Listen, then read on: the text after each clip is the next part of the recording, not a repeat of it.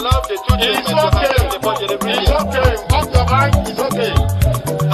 She off your mind. Chai! Now wow, people wey suppose talk truth to power don't off mic. And if we talk, now 500,000 they go summer us, call them hate speech. But fear not, my ego don't come.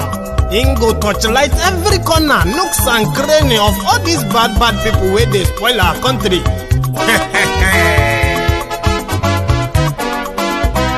So my people make we loud, my ego don't come, my people make we shout, my ego don't come, my ego don't come, man of the masses, my ego don't come, politico, this one not the off in mind. And in the touchlight every corner. Okay, some people be they holla say they want the power. Chai, them be promise us say we go get light and power. Them hustle sote they can't get the power. But now they know they do anything with the power. Every day, dollar, just they get the higher power over naira. See them talk say, make we off mind. But thank God say, my ego don't come. So my people make you ladder, my ego don't come, my people make we shout, my ego don't come, my ego don't come, man of the masses, my ego don't come, my ego die the politico, my ego don't come, this one not day off in mind, my ego don't come, person where they do evil, no one make person talk. Them say that Mayegun, that man too they talk. He too they talk. Say Mayegun diary, he they hot like pepper. But every day then they take money in bulk. Woman picking, they the street they hawk.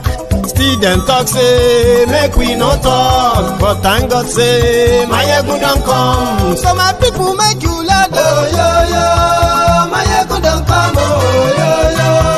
my people make you shout, Mayegun don't come, Mayegun don't come, man of the masses.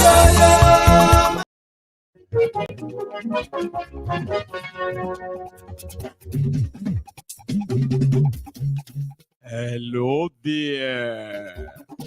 Mayegun làwa mọ̀.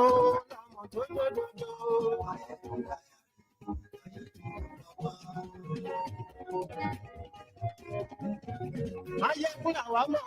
Làwọn tó dòdòdò. Ti dé o, ọ̀rẹ́ aráyé.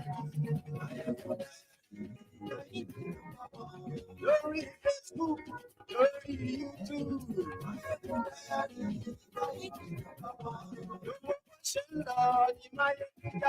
Good morning to you, good afternoon to you, and good evening from wherever you are watching Mayegun. It is Mayegun Live. What did you say?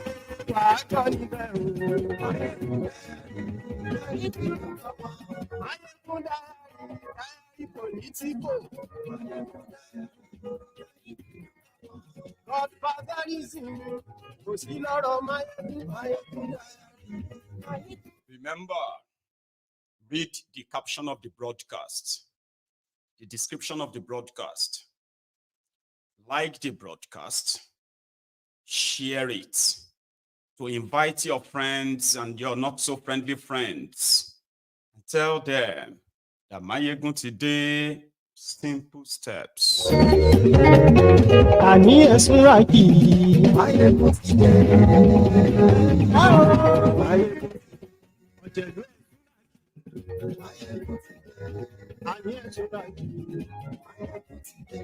Lórí Facebook.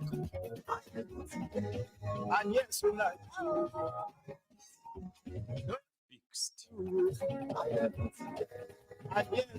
The Dubai visa lift, visa ban lift. Okay, I think I should frame it better. better. The lifted visa ban by the UAE and the conditions attached, everything has come back to be a scam to fleece Nigerians. We'll break it down. We'll break it down tonight.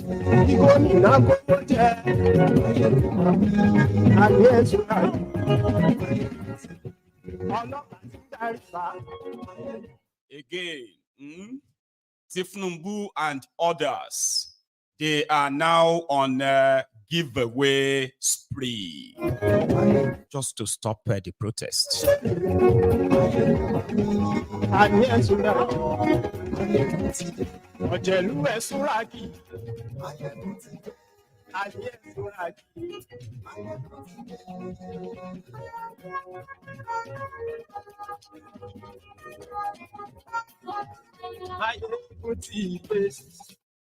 Thank you, Motide. So good morning to you, good afternoon to you, and good evening to you from wherever you are joining us tonight. It is Mayegun Live. Yesterday, the news broke that Nigerians can now apply for the UAE visa. The visa ban has been lifted. Great. Sounds good. We would love to we would love to see this to be true. A member of this platform, Olapenga, who had a chance of calling into the program last night, said it was fake news. Then I was pretty much like, I don't think these guys will put this fake news again. There must be more to it. And I actually really prayed that it is true. Unfortunately, it is a scam. And there is no visa ban lifted anywhere. But here is what they have been enjoying all this while anyway, that they decided to possibly, in their new deal, you know that Nigerians have been visiting UAE, the political class, and some of the elite who have been paying whatever it is that UAE was asking for. But what is the scam in this news? Here is the scam. From what we gathered, the United Arab Emirates, as part of the conditions to further lift the ban on their, the visa ban on Nigerians visiting their country.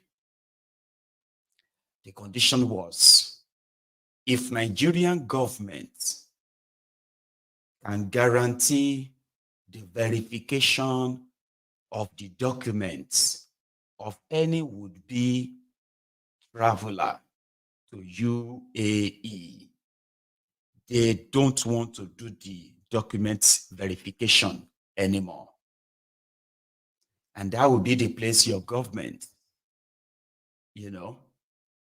should come in. And indeed, they came in, and this is their own position. Thiefnubu and his gang, they decided to afloat an off-shell company. What do you call it? A shell company, sort of.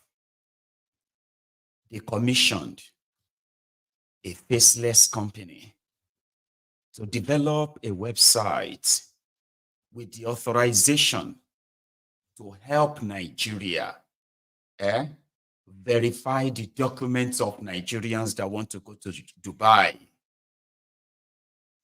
In that regard, it simply means job for the boys. And the first kick that those ones will do in their scam is to build a website documentverificationhub.ae. And that is why you haven't seen the news of the lift of the visa ban on Nigeria on any major government website of the United Arab Emirates yet. The Thiefnubu's government, who came to the public to announce a visa ban lift, they are dishonest. You see, the problem of this visa ban is not actually about those who want to go to Dubai. There are tens, if not hundreds of thousands of Nigerians who have been living their lives, working, raising families like normal people in the UAE for years. They got affected when they announced that revocation and the ban. Majority of them, if not all of them, never had a chance of having their residency renewed, their visas extended. They just wanted them out. So if you lift a visa ban, it should be comprehensive, shouldn't it? No. It is just about how much money can we make from this. People will pay. The UAE, that's why I said that it is not a visa ban. It is not a lifting of any visa ban. No. Because it is just mainly for them. It's like a special package, visa package that they give to this political class, because apart from you verifying your document, okay, let's talk about the verification. When you go onto their website, it is called Document Verification Hub. Okay, and they linked it with a Flutterwave, one of those their tech boys, the tech bros, APC, but Flutterwave, you know Flutterwave, Shabi. Anyway, so you see this Document Verification Hub is a proxy company. Is owned by a company who is it's like a front. Okay, the company that owns it is a Spanish registered company owned by a discovered Canadian. Here you get now. So it's like a Canadian who is the CEO of the company, but it is registered in Spain, and it's the one that will be collecting the data of Nigerians, documents and everything to verify. And to do that, you will need nearly 700,000 naira to verify those documents. Now, when you are done the verification, then you will then go ahead and apply for your visa. Okay? So, if this guy says your documents are genuine after paying them, then you will then proceed to pay 300 and what for their visa fee. But you must also prove that you have transacted at least $10,000 through your bank in the last 3 months, not naira, dollars. And it is only for 1 month visa. Tell me, any of you here, does that sound like a visa ban, that they have lifted the visa ban on those of you who want to go as a tourist, those of you who want to go as a, with a work permit and all of that stuff? Does that sound like something that they have lifted to you? You can only get a month visa to Dubai after all of this. So you will spend ₦1 million on verifying documents and your visa fee. Then you will prove that you have $10,000. Yeah, you have to prove that you have $10,000. And all of that for 1 month visa. 200 million country with 200 million people. And that is what they call the visa ban lifted. Nigerians living in UAE, they are completely lost in all of this. You see, when you read news like this, that APC, Egbekegbe, heartless criminals who don't give a damn, The criminals that will monetize every problem. Their own problem, the problems they created. They monetize it. Not because they want the problem solved. No. Let's just milk it. They decided to fleece their own citizens. You know Nigerians now. Some of them will still be deceived into coughing out millions of naira for Dubai visa. When you get to Dubai, they will convert your visa to working visa. They will first give you 1 month. After that, when you get to Dubai, there are many people that will be scammed by this. Because the government of Nigeria says we have lifted the ban. But when you go onto the UAE website, you have nothing like that. When the Nigerians who are living in UAE, when they approach the government website to begin to apply, then they all meet that deadlock and say, you need to first send your document to somebody, and you can probably just get a 1 month visa, not a work visa. That's not a visa ban lifted. This clown was given what they called the effort to reduce the hardship on Nigerians. Then he says something about the visa ban. No detail, no nothing, except for a few diggings that people have done. Credit to this guy again, David Undenyi, right? Here is their Minister of Misinformation. Something on that. I want to, before, this wasn't discussed at FEC, but I also need to put out there that you are aware that Nigeria has been discussing with the United Arab Emirates on the issue of the visa issue for Nigerian passport holders going to the United Arab Emirates.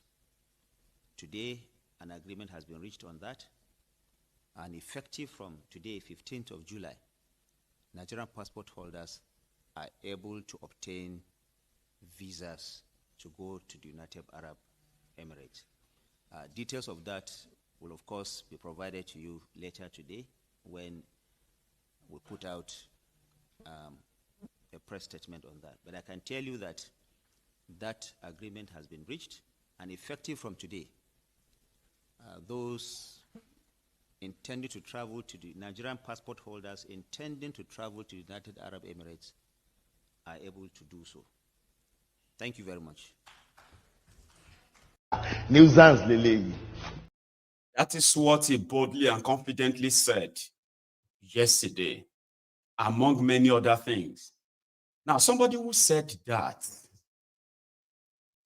and you that is finding out 24 hours later that it's a lie, it's got nothing to do with you at all. Yes, Emirates Airlines says they will begin to fly to Nigeria from the 1st of October in what is considered to be a way out of the diplomatic row between Nigeria and UAE. We know what caused the visa ban. They've told so many lies. They said it's because of Nigerians who are committing crimes in UAE. That is why they put the visa ban. Lie. Because of Nigerians who are practicing courtism in UAE. That is why they put visa ban on Nigeria. Lie. Or they said that because of Nigerians who are writing terrible things, writing terrible things about Nigeria online. That is why they ban Nigeria. Lies. There is no lie they've not told in order to never take responsibility for what they have done. Businesses that have been existing in Nigeria before APC, Egbekegbe, came to the picture. Majority of them, especially airlines, they had about $10 billion of their money stuck in Nigerian banks. They wanted their money out. Buhari's government, Emefiele and the rest of them, they have emptied the Nigerian central bank. No forex to pay them. They started playing different games. In the process, Nigerian naira lost over 70% of its value. Now, back then, right, their, what do you call it, their $10 billion was put at a 4 trillion naira. When naira to dollar was about 380 or 400 naira to a dollar. Now they didn't pay it. They were playing games. At first they said, well, Nigeria doesn't spend dollars. They should take naira. I was like, that wasn't the agreement. We are investors in your country. The thing is, once we make a profit, pay our taxes, we take our profits out. You've taken your taxes. Now you don't want us to take our money out. You are giving us conditions. They dragged this on until naira collapsed completely. Now that 4 trillion naira, $10 billion, skyrocketed to over 15 trillion naira. Once Nigeria naira turned to 1,500 naira to a dollar. So if Nigeria is to pay back the $10 billion, Nigeria will need 15 trillion naira to pay it back. You know what they are doing? They now said they were giving them the offer of, you know what, we'll pay you back your money at the rate of 600 naira to a dollar. Some of them accepted, but the chunk of them rejected it, including this UAE, Emirates airline, that we were told though, that they have more than $2 billion of their money stuck in Nigeria.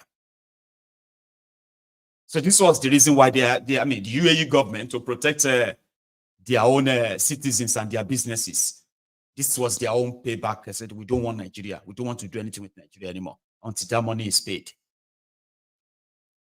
And that was what Thiefnubu went to Dubai to talk about last year, with the promise that they will pay them the money. Some of the videos we shared here, but Thiefnubu was telling them, don't worry, come and invest. You can take your money out anytime. You can take your money out anytime.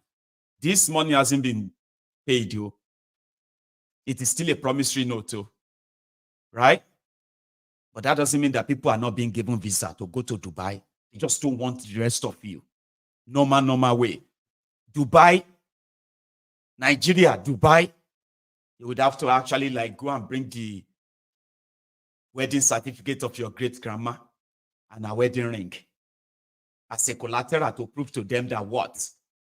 Empty your bank, sell your properties because of a 1 month visa to Dubai, which is what they get for themselves from all the monies they are looting and stealing from you.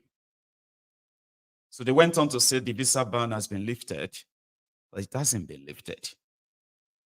If you are doubting it, if you are watching me from Dubai right now, if you're watching me from UAE right now, as a Nigerian, from 2010, that this wahala have started, from 2010, that some of you have not been able to renew your work permit, to renew your visa. Some of you, people have heard it, people have killed themselves in frustration.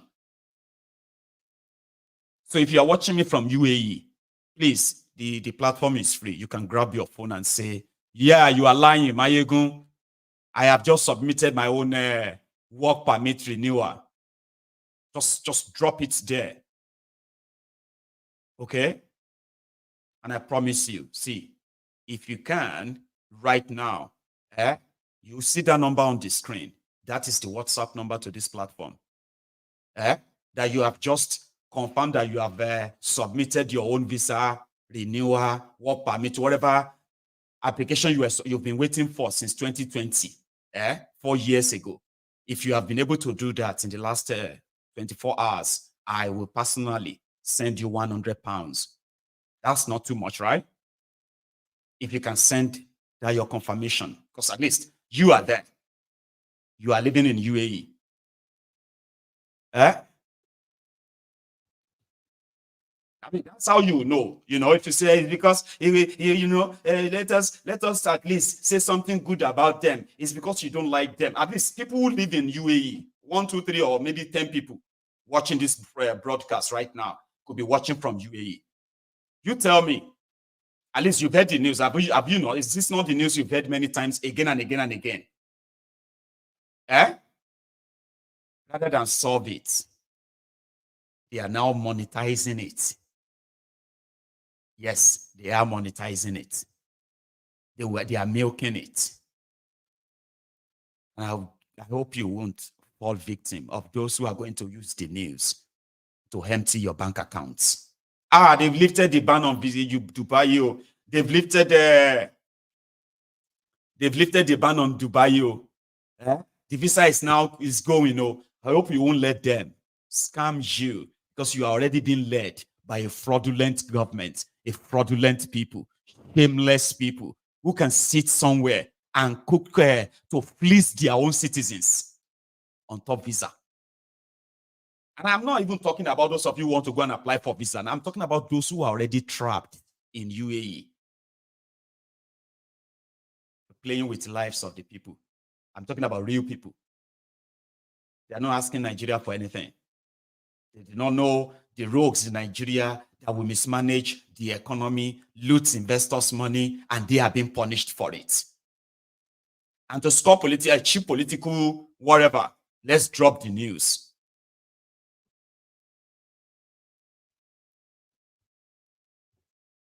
A lot of people have returned, no doubt. Some people have been lucky. They've moved to another country in the last 4 years. Some have returned to Nigeria. Some have sold everything they have. Some have turned to petty criminals. Ladies have turned to in the last 4 years, trajectory of people's lives have been changed with something that with thought that is not theirs. You ran away from Nigeria. You are doing everything by the book. And then one morning, your employer calls you.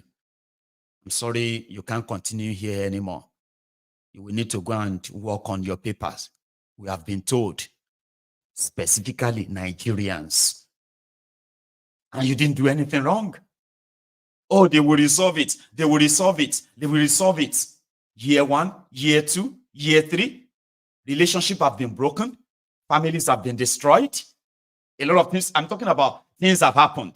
And this is what this guy could make out of it. Make money from it. Because of 1 month visa. Dubai visa, 1 month. Breaking news. They have lifted the ban on the visa to Dubai. Let us celebrate. I mean, the offer is on the table. If you're watching me from UAE, do your best and call in tonight if you can. And if you can't, I mean, I'm going to see your message. Okay? Because you know something. I strongly did wish that is true. Because I know what it means. Forget about all the horrible things about these criminals. I wanted the news to be true. So if any of you have found it that it is actually working, I would love to broadcast that here. Because there are lives at stake in that place. It's lives that you can't really use for political clout like these guys are doing. I remember yesterday I was saying that I hope that we are not judging quickly. I really, really want this to be true. It's not. It is similar to every other things this liar said. In order to stop the protest in Nigeria that is already gaining momentum, I'm talking about in the next couple of days, you are going to hear tribalized protest, religionized protest, divisive rhetorics here and there. And for now, they are doing their best to say, okay, if people say they are hungry, then we'll give them food. Now, you see that misinformation minister actually had a presser where he delivers some lies, and they are all effort to say, Thiefnubu is trying to stop your hardship. No, they're not. He said they have sent a 2020 truck, 20 trucks of rice. How many bags of rice do you have in a truck? I think it is 1,200, or is it 600 bags? I don't know. Let's say 1,200. 1,200 times 10. How much is that? I think that should be 12,000, Abby. Okay. 24,000 bags. Now, lie you, but let's assume that it is true. Okay? So, according to this guy, Thiefnubu is sending 20 trucks of rice to each state, okay, which is not true. Most of these are being sent to the core north, where they believe is, what do you call it, is the fault line. Fault line, yeah, be fault line. Those of you who are in the electrical line, yeah, fault line. It's a part, once you cross up, like middle of the earth and heaven, the sky and the earth. I don't know. So that is where they are loading the food to. Even if they send all of the 24,000 bag of rice to the northern Nigeria, I don't think it will be that effective. But I remember telling you all here that if you ask Thiefnubu and his gang, what is their economy policy? The economy policy of APC, Egbekegbe, is to, when people are jobless, then they will share food to them. When people complain of not having money, they will share money to them. And according to them, this money will be used in the economy. I don't know if you have been paying attention. That is their theory. Share money to small people, okay? And if all of them begin to have a turnover, yield around, the economy will just kickstart and all of that. Anyway, here, from their meeting in Abuja. Sorry, when it becomes boring, I'll stop it and I'll go to another one. I'll stop it again, okay? But I just wanted to hear him. What they are promising Nigerians so that they won't protest. 8th council meeting of the year 2024, and a number of issues were discussed. But before I go into the deliberations at the council meeting today, I want to inform you that council had a minute silence in honor of Alhaji Ahmed Mohammed Gusau, a member of the Federal Executive Council 2007 to 2008 during the regime of President Umaru Musa Yar'Adua. He was Minister of State for Mines. He passed on the 25th of May, 2024, and the Federal Executive Council observed 1 minute silence in his honor. We pray all for the repose of his soul.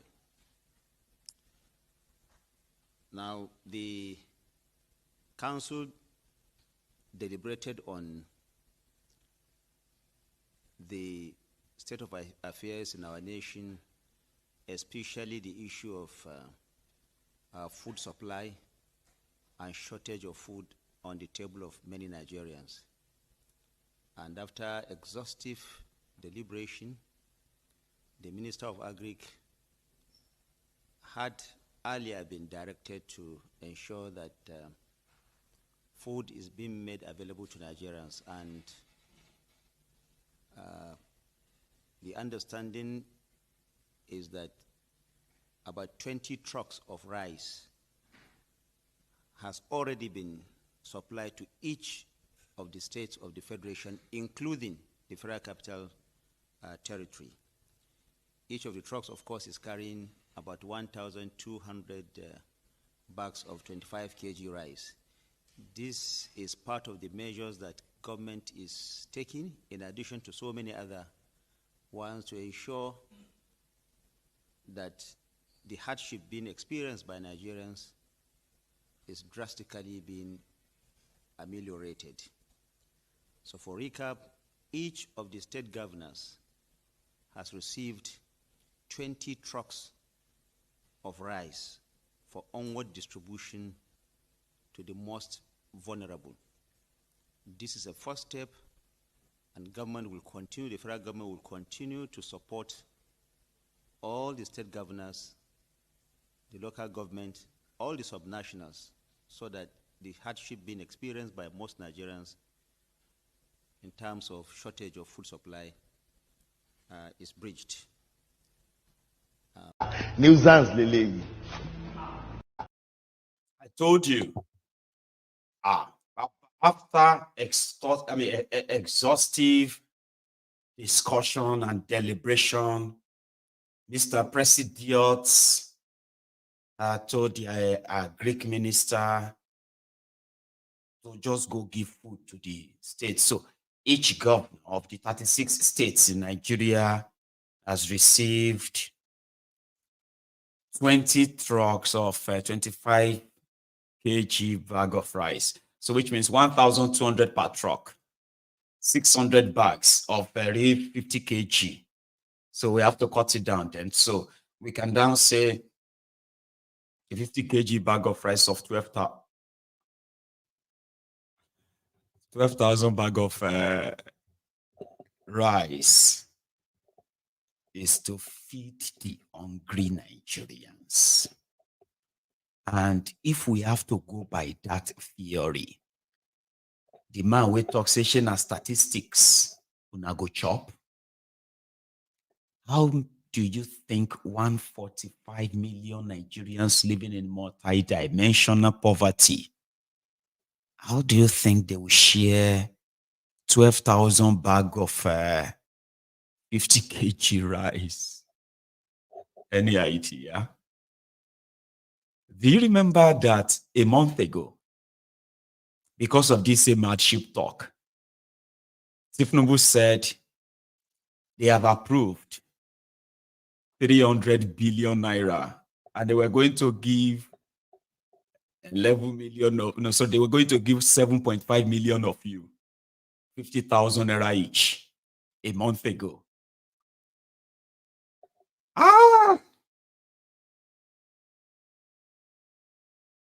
APC must feel like, I mean, Nigerian politicians generally, they must feel like, or they must know that they are the luckiest in the world.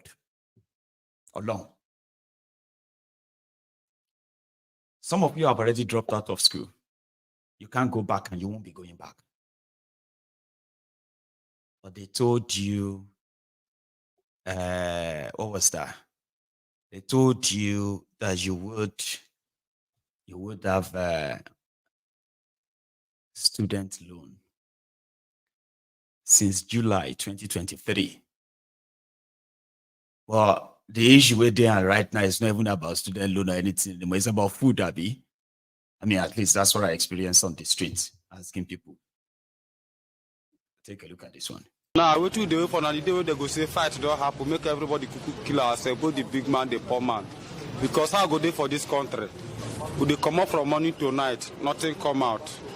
Would they come out so they go? I myself, I have my way, my brother. I'll pick a gun and go for war. You because go for which war you won't go for? Anywhere, if I Tinubu, I say I kill. If I Abuja, I go, I bomb there. Not to slaughter them. We know play make them day alive. Not to wipe all those all these illegal Ogboni people. They work for all this Nigeria. The president himself and the governor. All the politicians, all those big politicians, they should bring them and slay them. They should kill all of them. That's how we hold them accountable. Is by killing them. Yes, they should bring our money, let them die. They have no use to Nigeria. People are saying this Thiefnubu better pass. I say nothing. All of them. All of them. They should bring all of them and kill them. They are of no use to Nigeria. Revolution should take place in Nigeria. You are calling that thing that happened to Ghana, let it happen to Nigeria. All right, thank you. You say hunger too much. Hunger, common Gary when person go carry Gary put for water drink. Gary cost. Low cost. In short, everything, nothing there normal. Now bitterness will be bitter because you can imagine now. Look inside market now, nobody is selling nothing. Imagine one cup of garri now is 300 naira. A custard garri they buy one for 1,000. Now is 4,500, 5,000 naira. There is nothing to celebrate now. That's why they are celebrating bitterness because all the thing where Thiefnubu they rule, all the things is bitter. Now he return us back to Egypt. Instead of Ghana to go Israel, they cannot go back to Egypt. Do something else. You cannot control Nigeria. Nigeria is bigger than Mr. President. If you know, Nigeria is bigger than Mr. President. And Mr. President is old enough. He's old enough. He cannot control this country. Old age is worrying. Old age is disturbing him a lot. Look at how can somebody come out in public to address people before you know he fell down and say he's Buga. He called himself a Lagos boy. My grandfather is calling himself a Lagos boy. Is it good? Please tell Mr. President, say we in River State here, Port Harcourt. We are pleading for him to go and look for something else. Go and relax himself. Let somebody take over that seat. I'm trying to consider Buhari than Tinubu because Tinubu is a coward. He's a bastard. The old man is weak. He's weak, older than his brain. The brain is shaking. He don't know how to handle the country. He went and picked vampires, people like wicked them. The people that have, they are monsters. They are not having a godly mind in their heart to come and rule. So they are not qualified to be our leaders. All these people are monsters. They are demons. I hate them with passion. What is the solution now? Make Tinubu come out. Yeah, the solution is that we brought a person that will revive Nigeria, being P2B. They refuse. Now look at where they're taking us to. Where Nigeria is going, everything is collapsing because P2B was a God sent, and without P2B, Nigeria is not going to improve. Yeah. Tinubu step down, but people say we divide Nigeria. Okay, even to cut this matter short, the right way to fix it. For our village, oil everywhere. Now would they buy fuel? People say Buhari, Tinubu better pass Buhari. How? Who talk that?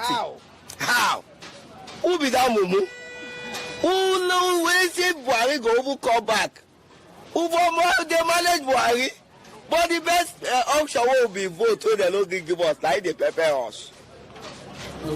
Just look at Abia State now. They are managing their economy. They are enjoying from the day that Labour Party guy enter. This is moving fine. Go to Abia now. They have worked all the roads. Okay. Steady work. Let's give us your reaction. Because we didn't suspend for our system. Nothing come out again. Everything don't become worse. You know if you buy Ogogoro again. Come on, Ogogoro there, but take up on them. For revolution to take place. Thank you very much. I think Kenya and Nigeria, there's a big difference. Number one, the population of Kenya and Nigeria are not the same. Number two, the tribalism that is in Kenya and Nigeria is not the same. So if you believe that what is happening in Kenya can work in Nigeria, it's foul. It cannot happen. And Nigeria is a wealthy country that always, whatever condition they see themselves, they are satisfied that condition. They don't try to kill each other. Only now, what you do for now, the day they go say fight don't happen. No, the day when they go say me, they kill ourselves. That's on the street, okay? But let's go back to that liar. Maybe these guys can see him and what he's promising. They say they are doing CNG buses or CNG for cars. Listen, if it's too expensive for you to fuel your car or your tricycle, you can take it to some centers. It is part of the subsidy removal. It's cheaper to use gas to power your car than use fuel, okay, which is also gas in America. In their efforts, in their mumu efforts to try to dissuade you from hitting the streets as it is currently brewing. Let's go listen to him again, just briefly. Thursday, I recall that this was already what the labor unions requested during their meeting with Mr. President last week. So the president is in agreement. He knows that the labor wants to quickly finalize this issue of minimum wage, and the government is also anxious to put the issue of minimum wage behind it. So it is expecting that the Nigerian Labour Congress, Trade Union Congress, and all their affiliates, as requested by them last week, will meet the president on Thursday, and after which the president will now transmit whatever the final agreements are or what his views are on the tripartite committee's report to the National Assembly for legislation. Now, in all, the Federal Executive Council took note of some of the complaints amongst Nigerians, some of the issues raised in terms of transportation, in terms of food crisis or food shortages in many homes around the country. And the Federal Executive Council is ramping up all that needs to be done to ensure that food is being put on the table of most Nigerians. So what government is doing now is just the necessary first step to ensure that supplies are made available to Nigerians through the state governors. I have told you earlier that 20 trucks of rice already has reached the state governors. All the governors have already taken delivery of that. And government will continue to work to ensure that food is made available. This, of course, is in addition to the effort that government is making in terms of fertilizer supply, which is already also being processed. Most of the governors will also have support. Recall that the Central Bank of Nigeria had earlier made available over 2.1 million bags of assorted fertilizer to the Ministry of Agriculture and Food Security for onward distribution to these states. So that is also in progress, and the federal government will do everything that it can to ensure that we have more food for our people. Investments in the agricultural sector is ramped up, and you also know that the Federal Ministry of Livestock Development that was announced by Mr. President will also take off very soon. So these are some of the measures and some of the discussions that we... I have about 6 questions. Let me deal with that. The first one is on from John Bosco on the of Vanguard on the minimum wage. You asked whether figures were discussed. No. I think it is the general parameters and the general principle of the minimum wage itself. And like we have said here severally, the federal government is not in opposition to wage increase. The President and the Federal Executive Council and the federal government are not in opposition to the concept of wage increase. The issue has been a wage increase that is that we can defend, meaning a wage increase that will not lead to inflation, a wage increase that not just the federal government but the subnationals and the organized private sector are able to pay, and something that is also sustainable. I recall that the President also mentioned last week that because of the fact that he is not in opposition to the issue of wage increase, he has even asked that instead of waiting for a whole 5 years before wages are reviewed, he has given, or he has muled the idea that we can actually look at these wages between 2 to 3 years, so that if there are gaps, we don't have to wait for 5 years for those gaps to be closed. So the discussion was not around the figure itself. It's about the general parameters and the general principle of the nuisance lele. Nuisance lele. Don't ever forget, everything he's saying is a lie. But did you hear when he said they were having conversation about a minimum wage? Thiefnubu met with the labor, and they said, did they discuss about figures? What is the minimum wage? What have they been talking about? 62,000 or 250,000? Are those not figures?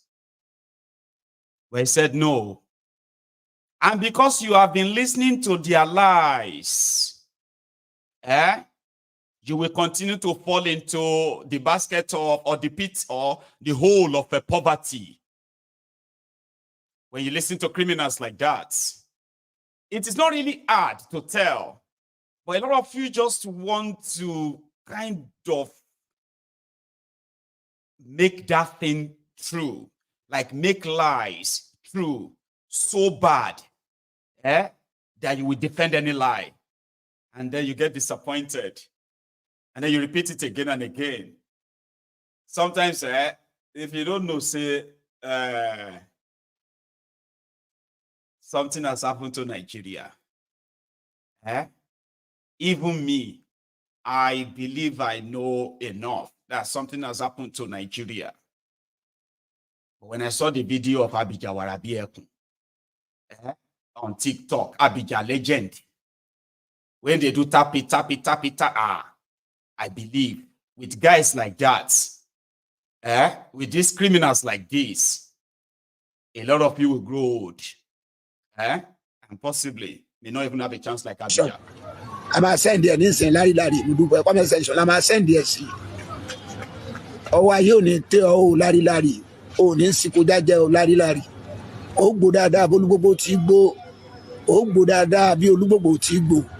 Ó gbó bí àwọn àgbà kan tí wọ́n gbó dáadáa tí wọ́n fọmọ owú sóńdé sọ́run. Ọmọ owú jẹjẹjẹ ọkọ̀ kínní lárílárí ọkínní jẹ tiẹ̀ kúrú ẹ̀sìn.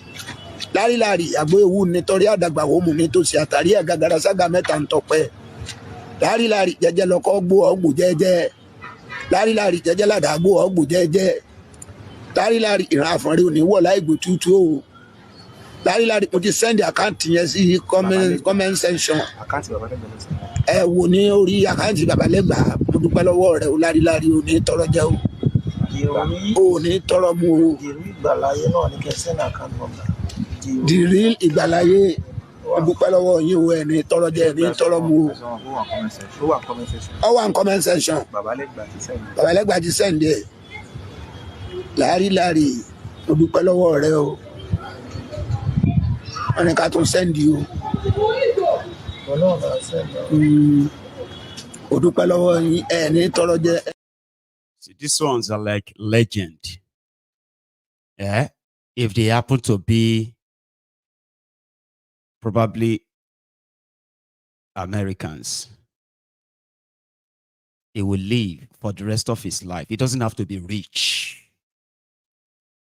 He is a legend. We grew up. There are those, he was one of those who shaped our minds that people can fly or disappear or command. And some of us, those are our own Power Rangers when we're growing up. Where the power you live, you can do anything. You can speak and all of that. It was like a great work of art. Nigeria is a place whereby the world is already rigged against you. Fair enough, the modern one have to kind of make use of today's technology to make even, But certainly, I'm like, it's not that bad, so to say, but Abijawara Biekun. Lori TikTok, the send account number me. So to people like us who grew up in the 80s, in the 90s, that's one of the shock that we never believe we grew up to see. We've seen war, so sure you get, but it is what it is because criminals like this are in charge of government in Nigeria. Liars like this. Let him finish what he's saying. There's a question about, from Larry Lasisi, I think, about rice. Now, because of the urgency of the need to have food available to all Nigerians, government has already taken these very proactive steps to ensure that this rice is available, and not just available, this rice is already being transported to the various states. The state governors are already in receipt of this rice, and this is tied to the question that Ubale from DW asked, that, perhaps this appears small. Yes, it is. And government is not saying that by this supply, it is solving all the food challenges or the food problems that we have around the country. This is a necessary first step, and government will continue in that direction. Government will continue to do whatever it takes to ensure that Nigerians have enough food to eat. Of course, you also know some of the interventions that the federal government has done in the agricultural sector, boosting our own capacity to produce food, not just for our domestic consumption, but also possibly for export. And government will continue to do that. We know that this will not solve the problem entirely, but this is a necessary first step that it has taken, and government will continue to do that. And you can see the speed with which the federal government has ensured that this is done. Now, what we want to say is the federal government also wants to appeal to the subnationals to ensure effective distribution of these food items so that those that are most vulnerable have access to this commodity. That is the principle behind this thinking originally. We call on the subnationals to ensure that there is effective distribution so that only those who ought to have this rice actually get them and use them. There's a question of the CNG from, I think, Adeswa, asking how long this will take. Already, if you have been following news, in the last 1 week, the CNG committee has already started rolling out its programs. They are also ramping that up. We know that this is taking a while, but you also know that some of these buses and some of these conversion kits are not just things that you get off the shelf. They take time to import or take time to put together. Procurement processes are there because whatever we do have to be in conformity with what our procurement laws lay down. Therefore, government will follow every process to ensure that this promise made by Mr. President is not just being fulfilled, but is also ramped up. And the federal government will deepen that. Of course, that is the direction that the world is going. CNG is not only cheaper. Nuisance lele. Nuisance lele. Kaban mix it up. He's lying to you. There is no, okay, ask him, where is the food coming from? Where is the rice coming from? The one they imported or the one they harvested? Where? The rice is already being moved to to different states. Where is the proof? Where? Then you are going to see videos of maybe 3, 4, 5 states. Where they will show a group of people here. They will upload them on social media. And that is 36 states of Nigeria. And the rest of you will look at it. Is this your first time of them sharing rice? And he said, this is the first time, first step. Oloshi, everything is first step. You don't forget when they share rice, Princess, let's say they share the rice in your area in Ikorodu. There are some people who have to collect their own with one hand like that. That's your own share. But this is the first. Then he said, this is the first step. Now, this is the first step. And he say, you all should start getting ready to become an Imajiri nation. Refugees. Refugees will get address. I mean, refugees are treated better. I'm just saying that refugees are treated better than the way the criminals in Nigeria are treating you. The supposed non-refugees will be refugee in your country. It's my show. But let's go to Kenya. Today has been a hell of a day in Kenya. And as usual, the violence unleashed on the peaceful protesters continued. And in my own last count before this broadcast, 2 people have already been killed by Ruto and the armed forces. In some of the videos we saw, where Ruto's brutal forces chased people into churches. We've seen where they entered hospitals. They entered an hospital and they chased everybody out of the place. They entered a church. They vandalized the place. We've seen how they shot at protesters, close range, execution style, and blood everywhere. I don't know at the end of the night how many. And Ruto actually acted like everything is normal. He had visitors from, I think, from my island or something in his office in government house. Like, it's nothing. The country is not. So let's go to Kenya. I mean, let's pick all this event from everywhere as usual. That's what I did. I put them from everywhere. engagements here and there, some where people are like having to run, some places where people have to like sing, where some people, all join. So in two parts, let's go see what happened all over Kenya. Today, Ruto must go. You cannot kill us and still lead us. No, Ruto must go. That's what they say. So let's go to Kenya. School children were tear gassed in their school. Children. It is the opening one, the heartbreaking one.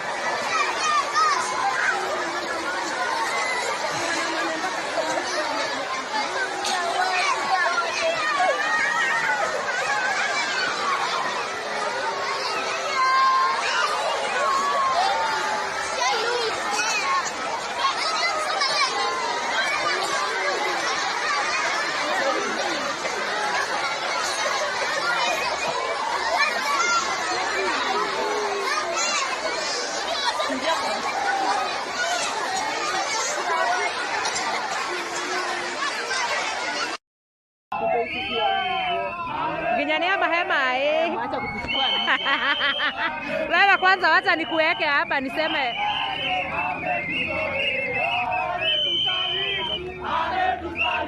Ingereb.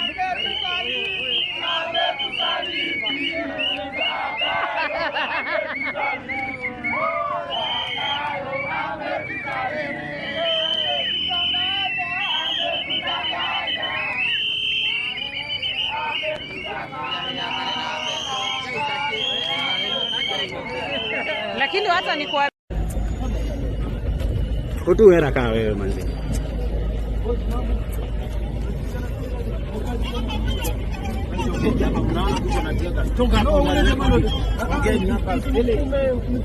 Unaona tuko na hata kuja kutuunda nini tafadhali. Sisi tuko kazi. Sisi tuko kazi. Toka hapa unaona tuko na unataka kupiga. Nipige basi. Kuna uchokozi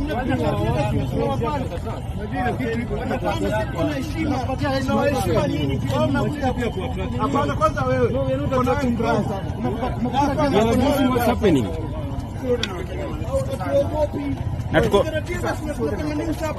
Na tuko kazi wote kaa nyinyi wazee. Tuko kazi kaa wewe manzi. Tuko kazi kaa wewe.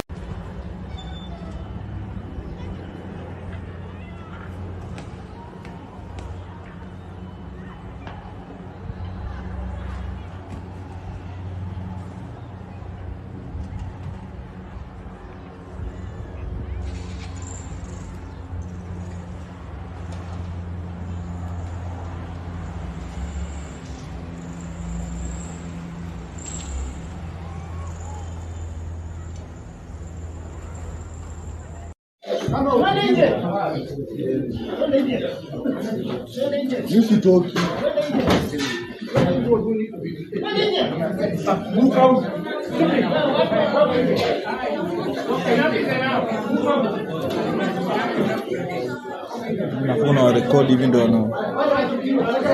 Kuna rafiki yangu mwili kubwa lakini muoga kweli kweli.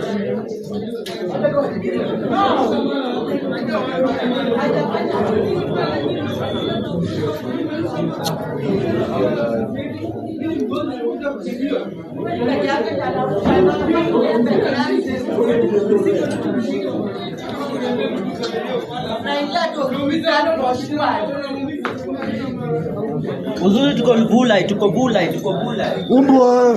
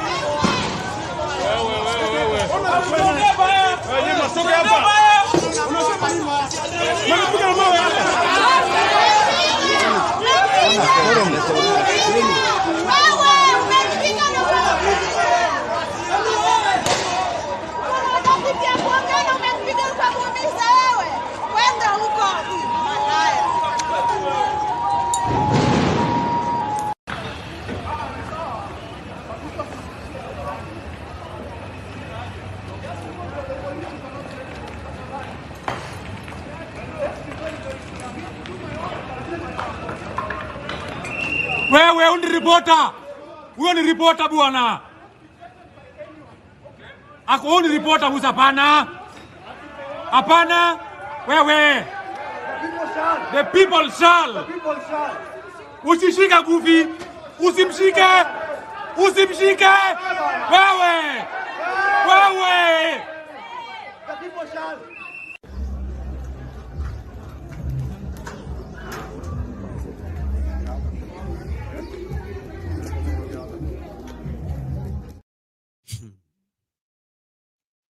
There is more from where that come from. In Nigeria right now, the talk is about the next national protest and also the effort of Thiefnubu and their agent to tribalize it and ensure that your ranks are broken even before you meet on the first day. And there are already people doing that. Okay? They have them in Kenya too. You know what the Kenyans, what they have done? That has really helped them a lot is that just like in Nigeria, there are social media influencers in Kenya too. They are ready to take the government gig, come on social media to gaslight you, plant doubts.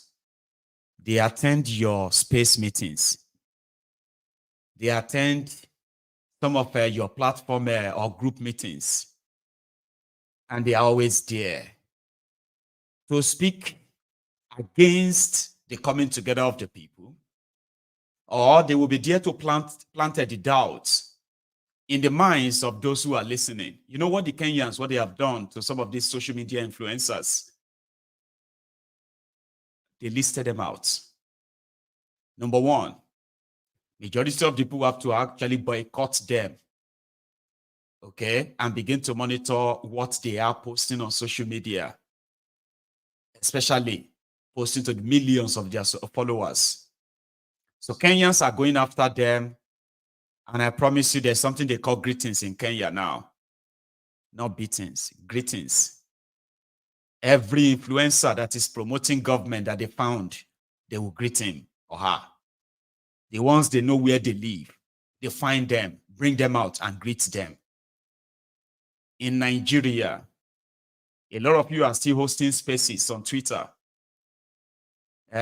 Hosting spaces on Telegrams. And you are still allowing the Thiefnubu supporters, the Agbadorians, or some of those Olori Blukus that will tell you that they are sitting on the fence to participate in your gathering. You are even allowing them to talk. In Kenya, they are dealing with them. Because you see, anybody that speaks in defense of the horrible government, that person is as horrible as the government. That is not freedom of speech. People were paid to mobilize people and get themselves harmed to go out today in Kenya. Despite the fact that the fights and the gains they've made from the fights is going to be shared by those who support and those who were against the protest, there were still Kenyans who were willing and ready to be mobilized and paid to go and confront the protesters as they are currently doing in Nigeria. Or you know what the Kenyans did? The last time they allowed them to run amok,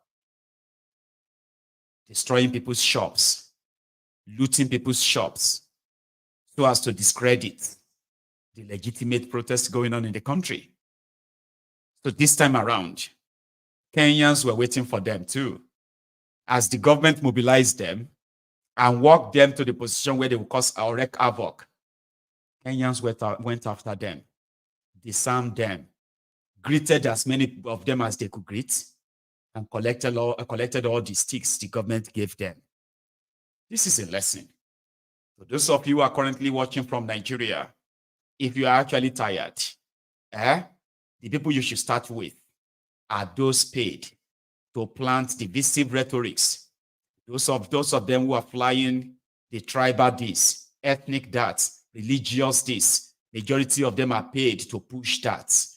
A majority of them are those that have become popular for pushing this kind of rhetorics on social media. You will have to actually find them and greet them. They are as evil as the APC or PDP that they are defending. Let's go back to Kenya. Here are those hired. The first part of this video is that of those hired by the government to go and disrupt the protest. And then people went after them. The rest is history.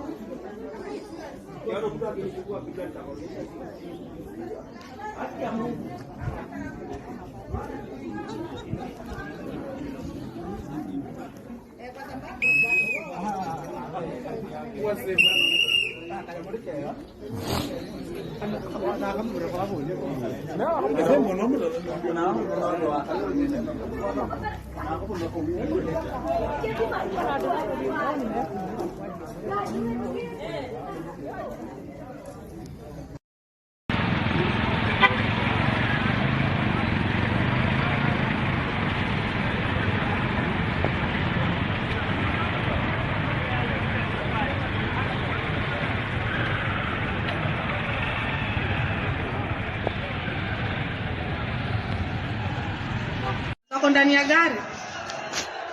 gari ya polisi.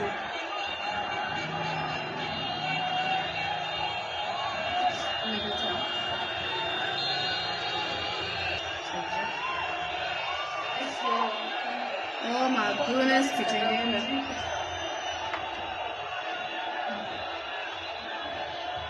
Anajisikia aje? Basi ni wa polisi hapo katikati.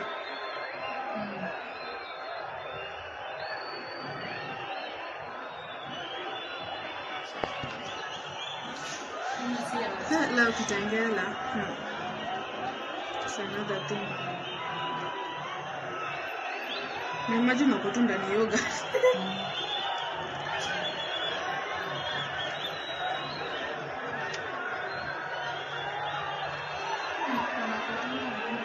Today's on which date? 16th of July. July, girls. It went down in Kitengela. It's going down in Kitengela.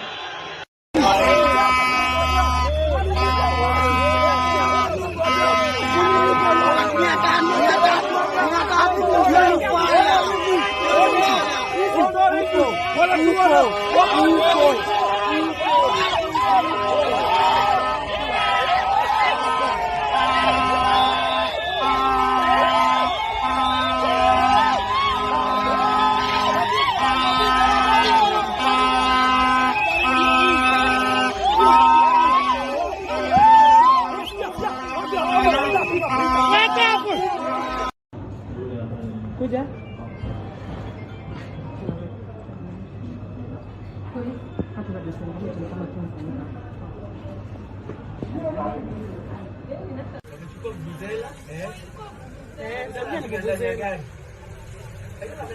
Ako wapi? Ndio wako na Arafat. Ni hawa ni mapolisi kule na anajifunza. Ndio kwa ni watu na vyaji. Dukani mmoja amefanya. Tunacheki ndio hiyo. Arafat sasa. Wao wamechukua kamera zote hapo, wanachukua kamera. Ndio hiyo. Ndio ameingia magari yake sasa. Mbona huyu anajifunika? Mbona amejifunika? Sasa tujulikane maplay hapo na uana. Wamesema twende nayo. Yeye naenda nayo hiyo station. Na amekosea. Hiyo si right. Hakuna. Sasa ingekuwa amelock gari. Mbona hapo amelock gari? Hapo amelock ni mjinga. Hawezi gonga.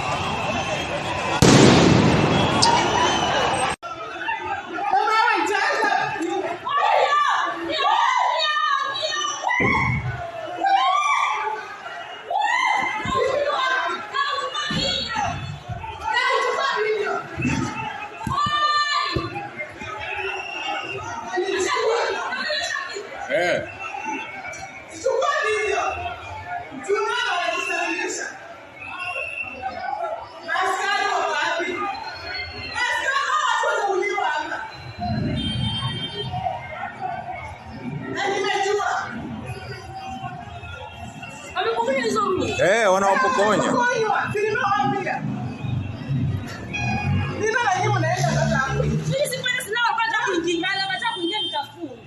Yule mama ameenda wapi by the way? Nimemfungia nje.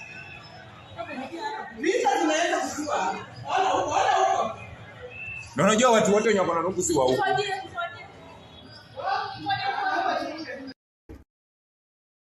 They are called the goons.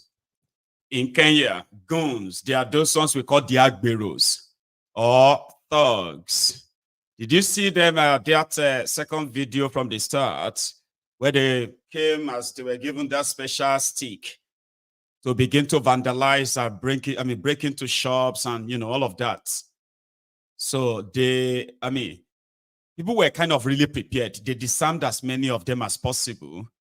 And this time around, that more people have now been killed. There is no coming back for Ruto. There is no coming back. But how long can he probably drag this? Some are saying that he's going to act like Museveni of Uganda. Kenya can go down as much as possible. He won't resign. And Kenyans would have to probably just brace up for another election to remove him, which would be impossible. Then that will lead to more chaos. Then they will lead to power sharing. Somebody already proposing that as what they believe will be the solution to their problems. Power sharing. Let us share power. Let's invite these youths. Let them come to government too. I say, it's like you guys are not even on that. You're not getting it. You're not getting it. We don't want you anymore. You cannot kill us and still lead us. That's what they call it. So you can't kill us and lead us. You have killed us. And this whole thing is so much preventable, but you choose the violence way. And just like they tried in Kenya to use a tribe, man, you have no idea, okay, to use a tribe against tribes. And most of it is basically for politics.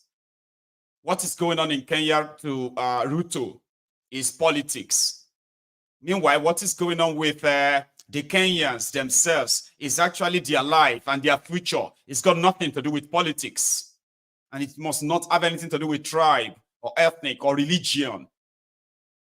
But the usual class and the division in Kenya as well has kept people like Ruto and the people like his generation in that same, what do you call it, time, maybe not time capsule or something. It's like they are like frozen in time. To them, they are still reading, some people sponsoring them, some people, some opposition, some people who don't like me, or those who don't like Kenya, those who don't like government. It is not about the decision you took that led to the death of people that could still be alive today if you had listened to them before now. So it's not because of all of your decision. It's about people who don't like me, and people this or that. It's about politics to them.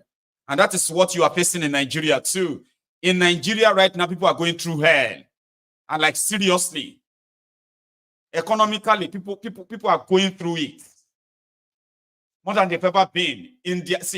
Nigeria's inflation right now is at the 28th year high. The last time Nigeria ever had anything like this was 28 years ago, and that was under Abacha. Because people will tell you it wasn't this tough. Now people are talking about, they are now wishing Bokwari will come back. But rather, to Thiefnubu and his gang, it is still politics. It is still tribe. It is still a religion. And I've seen a lot of people display their bigotry so much, and including those that we were all together in the trenches, talking about the division in Nigeria and why everybody should go their separate ways, at least for some months. These guys, what happened to this guy? My dear Biafrans, what happened to Nsima? Where is this hatred coming from? Where was this whole hatred hidden? Nigerians are suffering and struggling. They are complaining about going on the streets. Somebody who once shouted Biafra is saying this now. Like, what happened to him? Guys, are you aware that IPOP, Biafra people, they are the one organizing protests? They say they want to duplicate what happened in Kenya, in Nigeria. Can you imagine that? IPOP, Biafra people, disobedient children, Biafra people from the southeast of Nigeria. These same people from the southeast of Nigeria has always been the problem of Nigeria. They travel to Malaysia, they become the problem of Nigeria. They travel to China, they become the problem of Nigeria. They go to South Africa, they become the problem of Nigeria. They do kidnapping, they do all kinds of rubbish, they spoil the country. The same Biafra IPOP people from the same southeast. My question today is, why is the southeast of Nigeria, Biafra people, Biafra people, Ndi developers, why are they always excited to be part of the problems in Nigeria? Right from 1967 to date, they have always been causing problems. But do you know the striking thing? They have never achieved anything yet. That was the same way Ojukwu started causing problems in Nigeria. Do you know why Ojukwu caused problems in Nigeria? Because during the Aburi meetings, they refused to listen to him, or they refused to give him his personal interest, because he wanted to be a leader.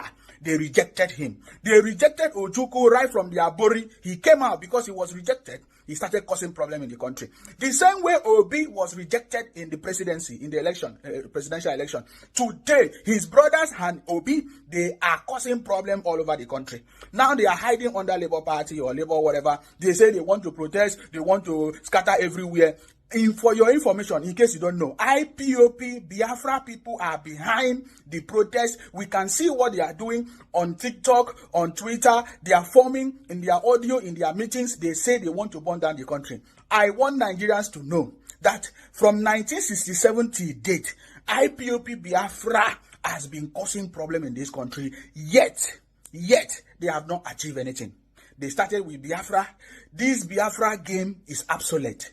Nobody is listening to all this Biafra tactics that IPOP from the southeast are using. It is no longer making sense. Please change your strategy, because I've said before, if you continue the same strategy, you can never be president of Nigeria. Obi can never be president of Nigeria. Are you getting me now? So my question is, why is it that all the people from the southeast of Nigeria, Indi Biafra developers or Indi developers or Biafra disobedient children, they are always, anywhere you see problem, it is from the southeast of Nigeria. Either they are selling fake product, is from the southeast of Nigeria. Either they are doing kidnapping, is from the south. Why? My question is why? Now, I went on Twitter and on TikTok. I discovered that, wow, look at all the groups, all the meetings that they are doing online. They are all IPOP Biafra from the southeast, planning on how to burn down the country. Why? My question is why? Why? Why are you still doing the same thing? When Ojukwu at Aburi, they refused. They turned down his request. He started causing problems. He was forcing people to join him. Today, we can see IPOP Biafra forcing people to join them. And people are saying, no, we don't want to be part of it. They say they force people. They try to force people. Is it by force? We don't want to be. So, right from the time you lost election, you are still bitter. Let me tell you, no matter what you do, up to today, it will not change the fact that President Thiefnubu is on the throne. With all your propaganda, with all your lies, with all your protests, President Thiefnubu is still on the throne. Are you getting me now? That was the same way they hijacked NSAS Look at what they turn you to do. They burn down properties, they do everything, and they were giving commands. Burn down police station, do this, do that. Today, they want to do the same thing. So for your information, in case you don't know, IPOP Biafra people, they are the one organizing protests. They are the one say they want to burn down the country. But this time around, we will never allow them to do it. Go back to your southeast. Go back to your 5 plot of land. Go back to your Biafra and do your protest there. If not, the owners of the land. My message to everybody is rise up and make sure you will not allow all these IPOP Biafra people to come and burn down your villages. Let them go back to their southeast. Let them do whatever they want to do in their southeast. Enough is enough. This nonsense must stop. And for you to become the president of Nigeria, you must apologize to Nigerians for all the calamity and lies and propaganda that you have meted on Nigeria for a very long time. Bunch of criminals. President Thiefnubu is on the throne. Nuisance lele. What happened to that guy? See, I know that he has publicly declared his support for Thiefnubu. Okay? Like, that's his own choice. Right? You can say you are for Biafra today, and if you say you are not for Biafra tomorrow, people will know that you were never part of them. So yeah, fine. You had your run. You had all the attention you wanted. This guy was on this platform. But I'm not even like about his Thiefnubu. So I'm like, what happened to him? Something must have died inside him. Something must have happened to him. I know a lot of you will say it's clout, it's all of that. He actually spilled out so much hatred that he has inside him against an ethnic nationality. All for what? Ojukwu was this or that in Aburi. Where did he get that from? Igbos are responsible for all the problems in Nigeria. Where is that coming from? Igbos are organizing the protest in Nigeria. Where did he get that from? Like, how? I don't understand, right? Listen, in the past, right? This guy was on this platform. He was on Mayegun's Diary Politico the day we were launching the Diaspora Radio International. Remember? The video is still on my platform. He said a lot. I just don't know what could have happened to him. Right? These are a few of his rants on social media. That is IPOB autopilot. And there were those who were fighting the IPOB DOS and all of that. I mean, we all saw all of that, but I just don't understand. This is the guy who was with Simon. They were all together then. I mean, if they had their disagreement and the rest of that, how could you really have so much hatred in your mind, in your heart? And you are actually like everywhere. Now you are joining the people that are setting the Igbos up. For what?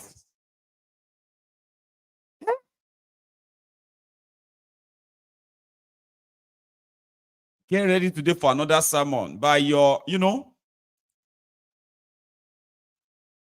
what got damaged inside these guys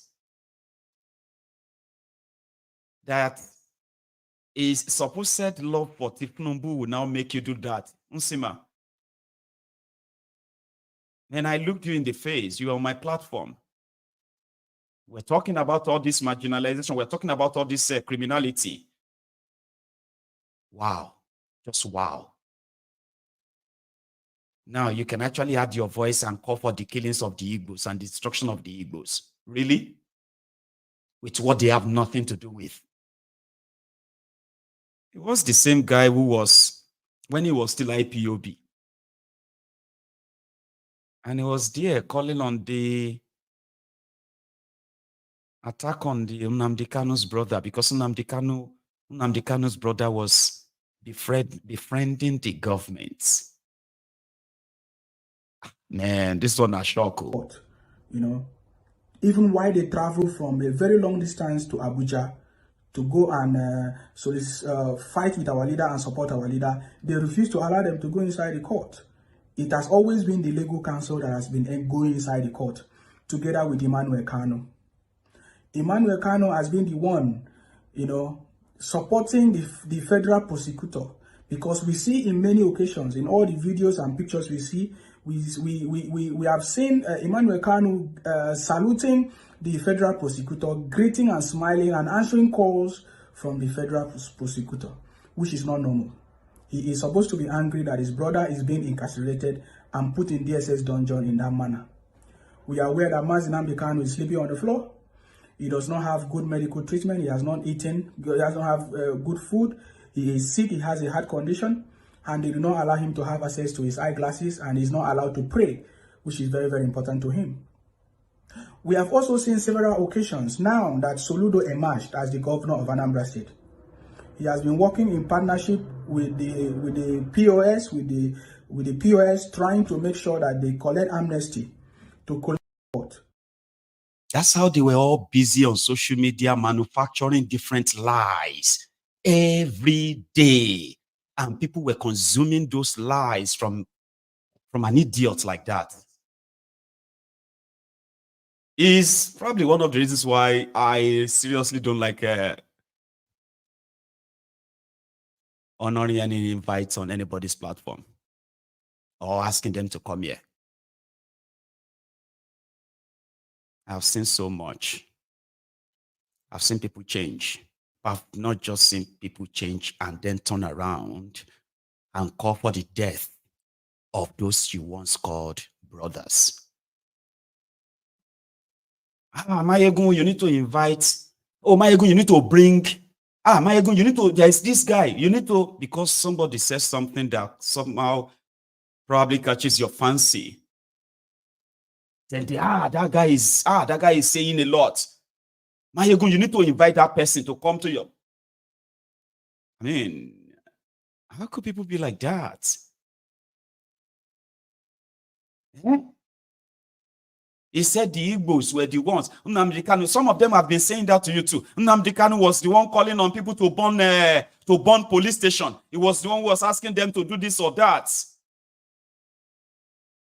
But we know those who went on moving thugs during the NSAS, using official vehicles. We know those who chased Oba of Lagos out of his palace. They were not Igbos. Abetik Bagbeni. October 2020. That was not when they went to Oba's palace. That was after they have killed people at Lekki and everything done, they turn red. But they continue to say, the Igbos organized this, the Igbos that. And they are now saying we don't want to be part of it. And any Igbo that wants to be part of it should just be part of it on their own individual this, and don't try to be the leader of anything there.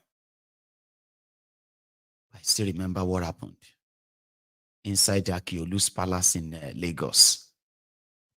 I still remember what happened at the business district area of Abuja, where DSS were using the official vehicles to convey thugs, armed thugs, to the venue of a protest to attack the protesters. Abetik Bagbe.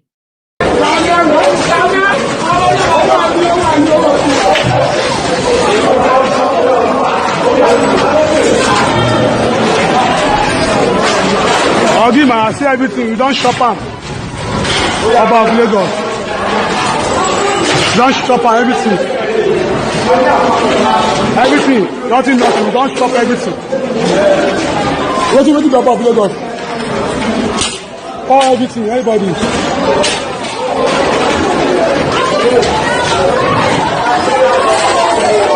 You don't see, you don't enter me pool.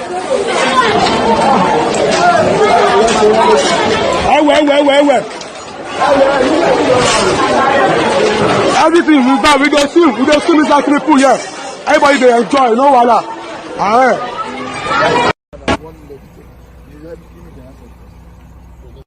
They won't. See talks, they go listen to talks to enter motor. Talks to enter motor with them. See talks to enter motor with them. See the security people. See them. They don't go back the talks. They don't go back the talks. See them. All these videos are on social media. They are online. But there are still some of you that consumes these hateful rhetorics because they kind of appeal to your bigotry. I mean, see NSAS. Look at all what the Igbos did now. See Nnamdi Kanu, because some Olori Buruku APC, all these people that are evil, they continue to repeat that. They continue to repeat that. And you continue to believe that. Why did they attack Oba of Lagos Palace? People that are suffering from the coronavirus lockdown. The food meant for the people were found inside Oba's house. Some of the NGOs, medical outreach, you know, when they bring medicines and all of that for people, and they test people. When they got inside the Oba's house, they got into Oba's storage. It's filled with food, and they are labeled palliative, federal government palliative, palliative. Waiting palliative they do inside Akeolu's palace and storage room. So people started going, now in people for in whole area, the people of Isaleko, Idugoron, Iga, you know, now people from the area, children from the area, bombarded the palace. And they were lifting out food, medicals. There have been there, God knows for how long. But when the APC want to talk to you, they will say, we will never allow any protest of Igbo people want to destroy Lagos. And some of you just help them spread it. At least it kind of appeals to your bigotry. And you will never know that you are being politically conditioned as an hateful vessel. All they need is just for you to have a small space for that hate. A reason to hate them. A reason to... And that's all they need.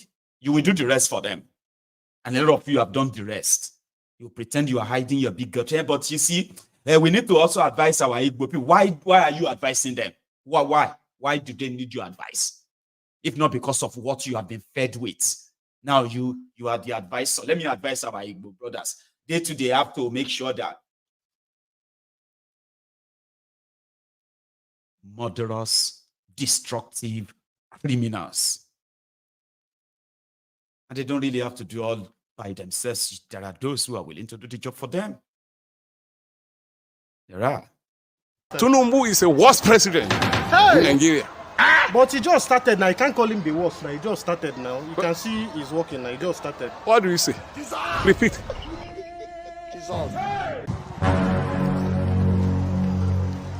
Let's know if Baba will give us what we want. Hello, Baba. Good day. How are you? Fine. How are you doing, sir? Fine. Yeah, Baba, please, I want to ask you some questions. I don't know if you care if my cameraman take a video record of our conversation. No problem. No problem. Okay. I want to ask you, which is the best president in Nigeria and which is the worst president in Nigeria we have? This question we ask me is funny. Is it funny? All of us will know that Yar'Adua is the best president. Okay, Yar'Adua. Yes, and then the second one is Thiefnubu. Wait, I don't understand. Are you saying Thiefnubu is the best president and Yar'Adua is the worst president? Which one? No, don't tell me that one. I don't understand. Thiefnubu is a worst president in Nigeria. But he just started now. You can't call him the worst now. He just started now. You can see he's working now. He just started. What do you say? Repeat. I say he just started now. You know, you don't start. You can't judge. See me as I did. See my belly is big like this now. Say I don't try. Hey. If he say 1 year, you say you use 1 year, Abi. You use 1 year. Yeah. You don't chop this money. I never chop, but the fast. You dey fast. Okay. When you fast finish, no be chop you go chop. Yeah. The thing where they there, they say I want make you know say in old president the worst for 1 year we do, and then one use 4 years so we not go drive finish.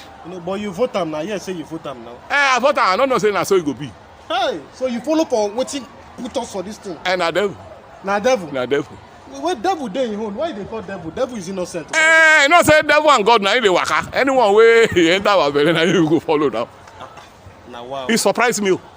So that day na you follow for people when they say Emilio come. Na so we see am. Emilio come. Na so we see am. Hey, so what can we do now to make him work? The thing wey dey there be say make we go do farm. Baba, but you know Tinubu promised us renew hope. So what do you think about that renew hope? He's going to renew Nigeria, revitalize Nigeria. For where? Na today. Na today. You know say as Tinubu don enter, he just first open sausage. And from sausage, wahala don start for Nigeria. Garri where we dey chop? Na big man dey chop am now. Semo good pass garri now.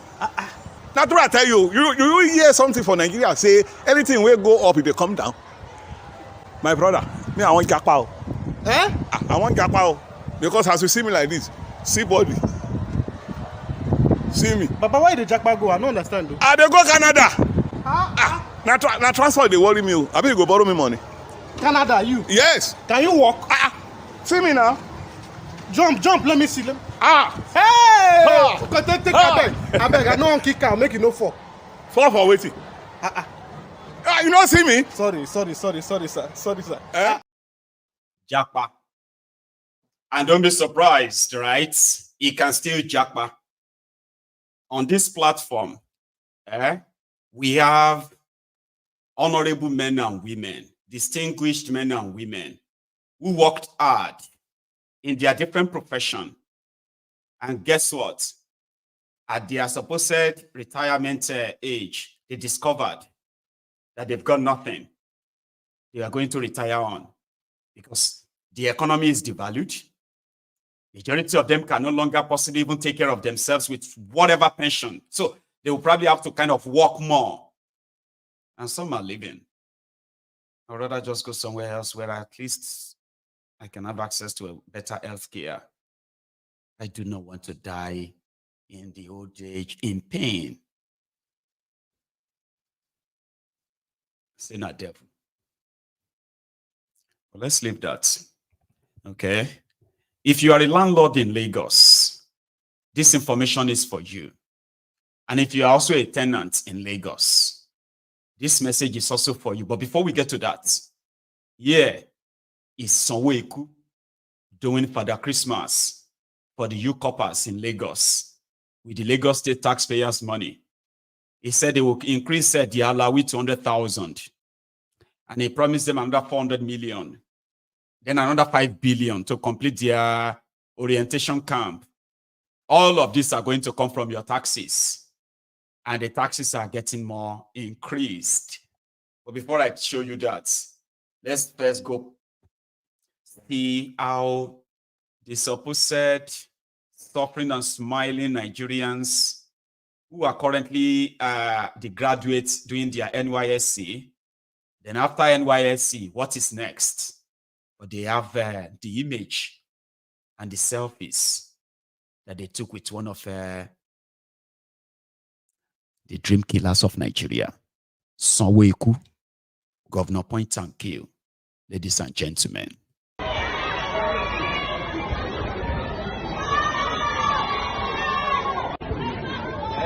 How are you?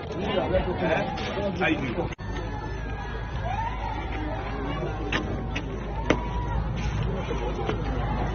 National salute! Salute!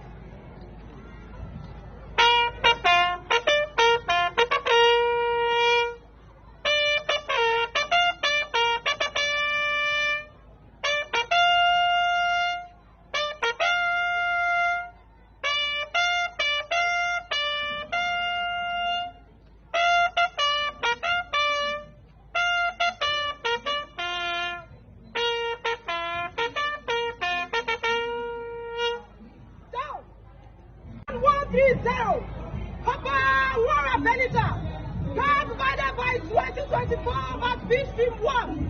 NYC orientation camp, Jonathan Lagos. God's presence, ready for inspection. So, for the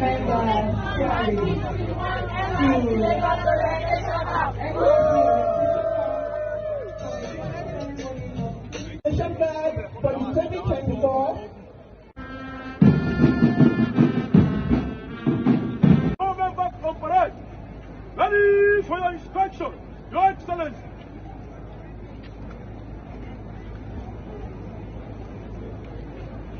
The overall parade commander has said, Abibola Etule Baderewa, the camp director for this batch, one member, Chukwuemeka Samuel,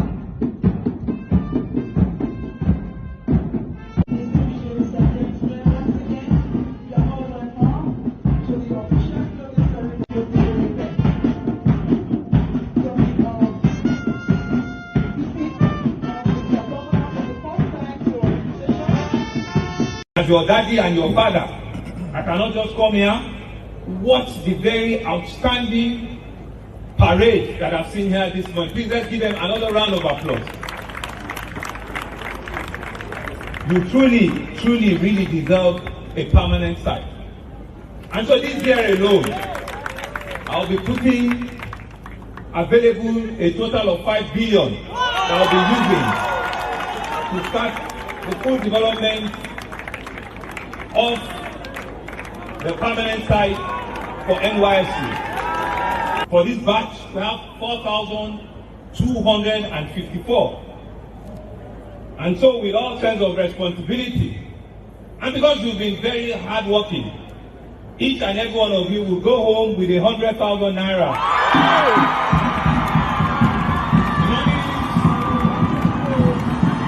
Will be available in your account by next week. Your directors will credit your account. Don't worry. This is how we do it in Lagos. The final note, because we are a performance-driven government, because we're sensitive to what is expected of each and every one of you in Lagos. I will be monitoring this particular batch. This particular batch is now my call. I will be monitoring this particular batch, and at the end of your exercise, I will, with your director, the best 100 core members out of this batch will get automatic employment in the Lagos State Public Service.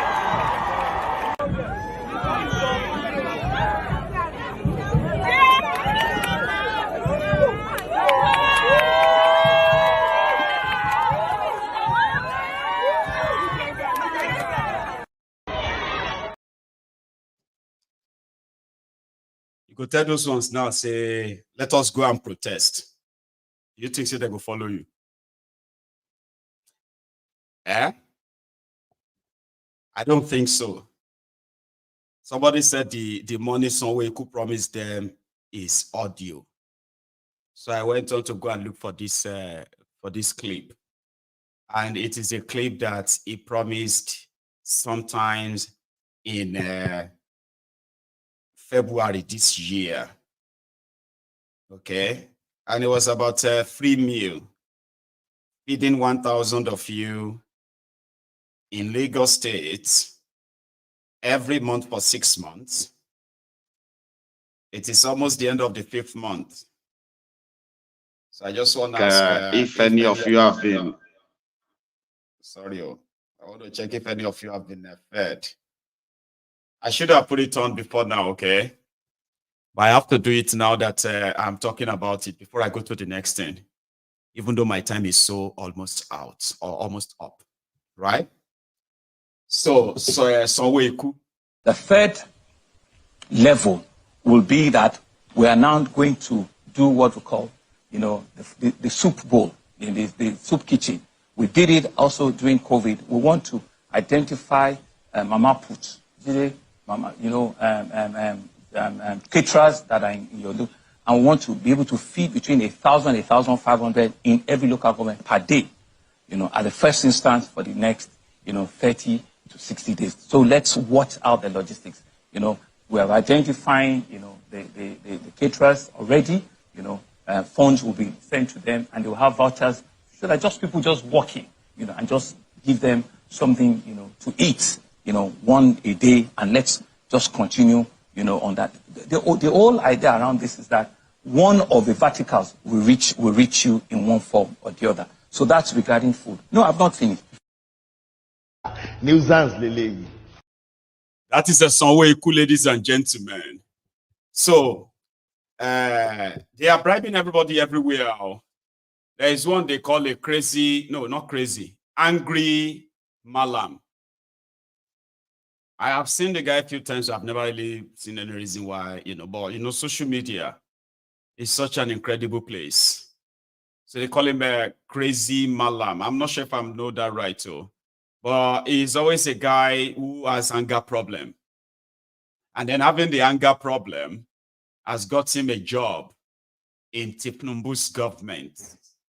Thiefnubu has appointed over 6,000 special advisors, personal advisors here and there. They also have their own special advisor too.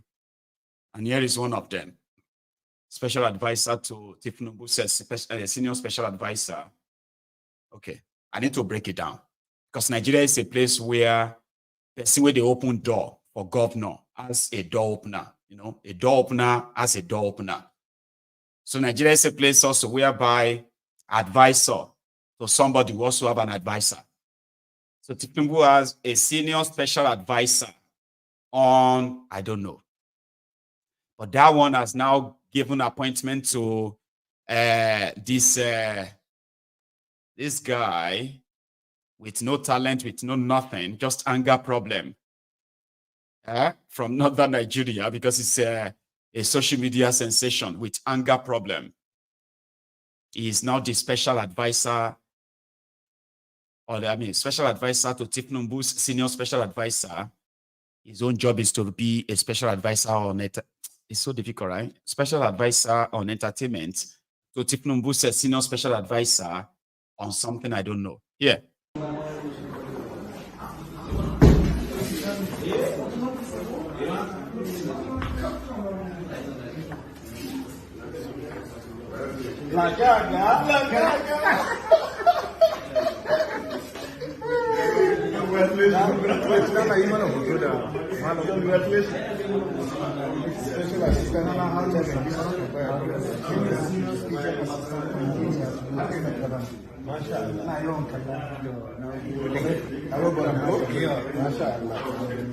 yanzu kai ne ba wa 'yan shugaban kasa shawara ne a kan harkokin da ya harkokin nishadantarwa.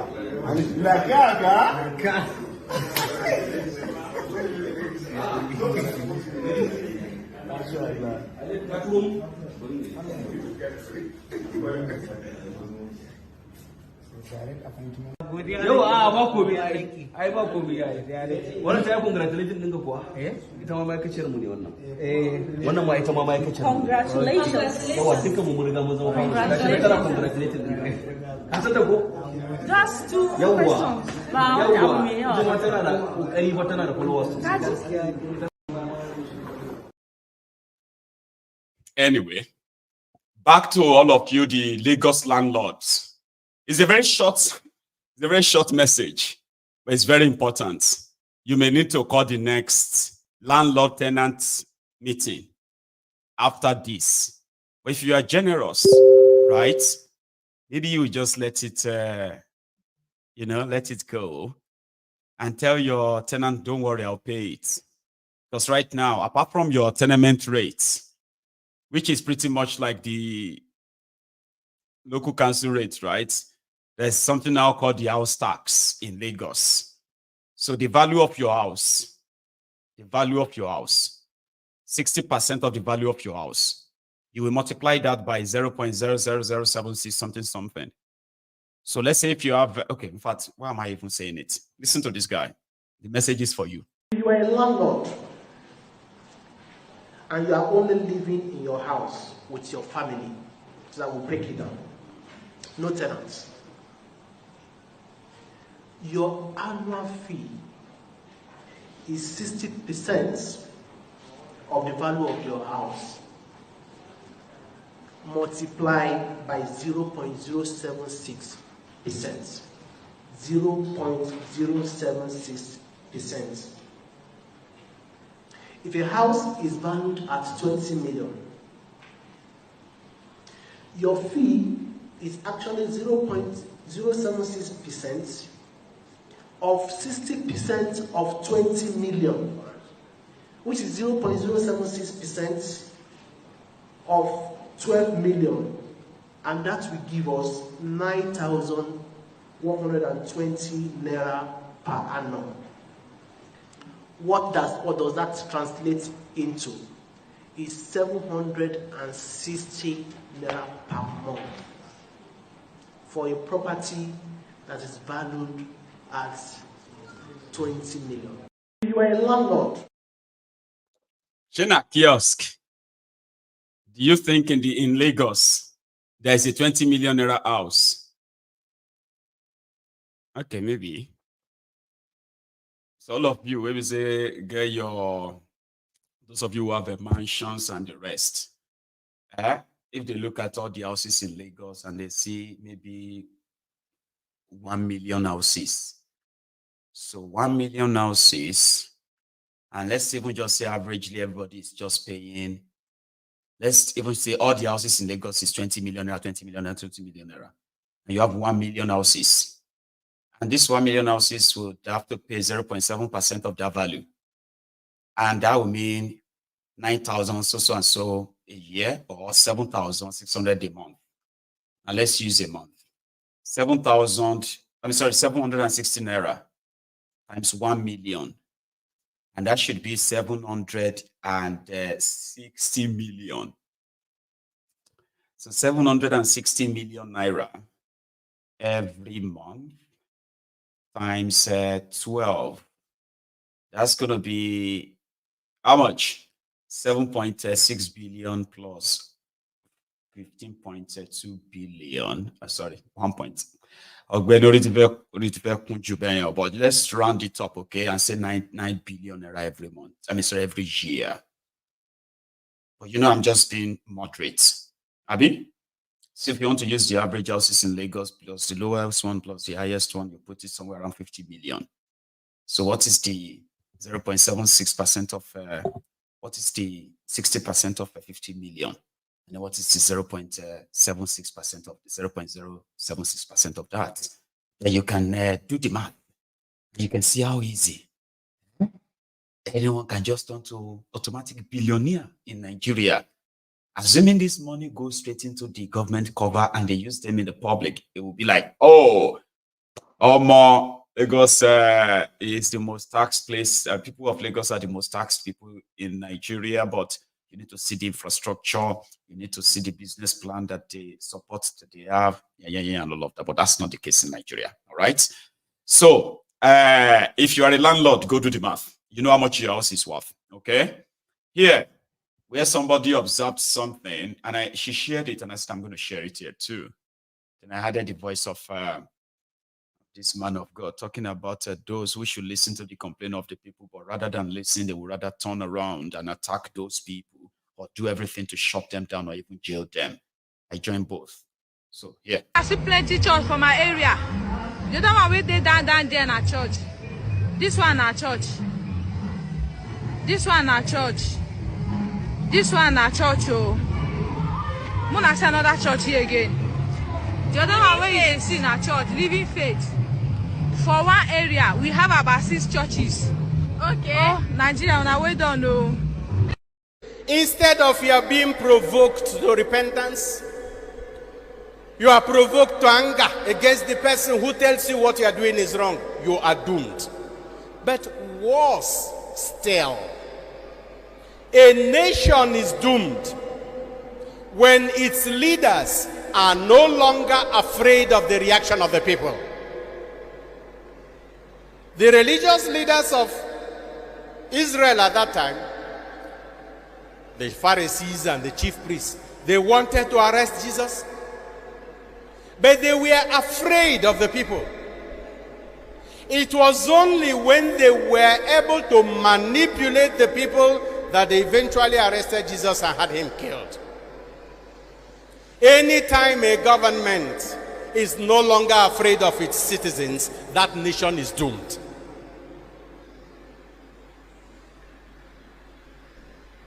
We can see what is happening in our country today. Who is afraid of who? Government? Afraid of you? Afraid of workers?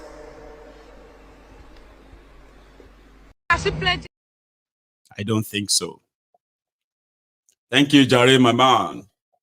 Yesterday, I was talking about having properties in Nigeria, and sometimes to those who don't have, for example, if you are living abroad, so you have a property in Nigeria, because it is always a dream. I dreamt of having one when I was living in Nigeria. Then as I grew older, I know better. And then I said something about, to those who have already have those properties, I spoke to them. I said, there are so many of them today that they don't regret having properties in Nigeria. But if you ask them now, if they have the same opportunity, would they have spent that much back then in building what they built in Nigeria? A lot of them will tell you, no, I would have done it more moderately. I wouldn't have spent that much. And the reason why we're saying that was because Dangote said he doesn't live in Abuja, so he lives in a rented property in Abuja, and they said he's capping. And I said, listen, sometimes you kind of have to understand the fact that apart from the spirit of waste, the spirit of a waste that we have, where when people believe that to show that they have money is to acquire things they don't need, just for status, what the world will say. I even use myself as an example. I said, to some people, right, I am a failure because I haven't built a bigger mansion in my own hometown, which I won't build until I need it. I don't live there, and there's no point in building one. It was just a common talk. It won't stop you. It won't change your mind if you already make your mind up going, or that your money that you have put together, you want to go and build a mansion in Nigeria. The mind talk won't stop you. But there are people that will take my advice, and in another 10, 15, 20 years' time, it will probably make sense to them. But it doesn't, not to discourage you. Now, so one weary came and said, oh, Benny, don't discourage people. If you don't want to build us in Nigeria, don't build us in Nigeria. Don't discourage people. Typical Nigerian. Empty and loud. Ignorant and loud. Right? I'm not going to discourage you because I don't even know what your plans are. It is just so you look around and say, okay, if I do visit Nigeria, for example, like twice in a year, and I spend a lot of money sleeping in an hotel, and I don't want to sleep in anybody's house, I'll build a house. If I'm considering returning back to Nigeria, which is to say, okay, I'm returning back home, I'm returning back to my homeland, I'm working here, I should have something for my retirement, and I should have something that could actually give me a moderate house. I don't want a mansion. And that is for somebody who is working. So if my old age is to believe, he said, you can live there in abroad and grow white here, and then stay there, and then you have no house in Nigeria. I said, very stupid and loud. Typical Nigerian. How much is a house? But a lot of you are investing in something you don't need. You are making your life so hard and so tough just to kind of make some people see you as doing better. Now, people can have that comfortably, no doubt. I mean, it's not just my own thing. We're talking about now, these days, the majority of you that used to go to Nigeria 2 times, 3 times, 4 times in a year. And now you can't even remember the last time you went to Nigeria. Some of you have not been to Nigeria for the past 4, 5 years. Your mansion is there. You built it like 5, 10 years ago. Beautiful place. Now you probably just see it in the picture now.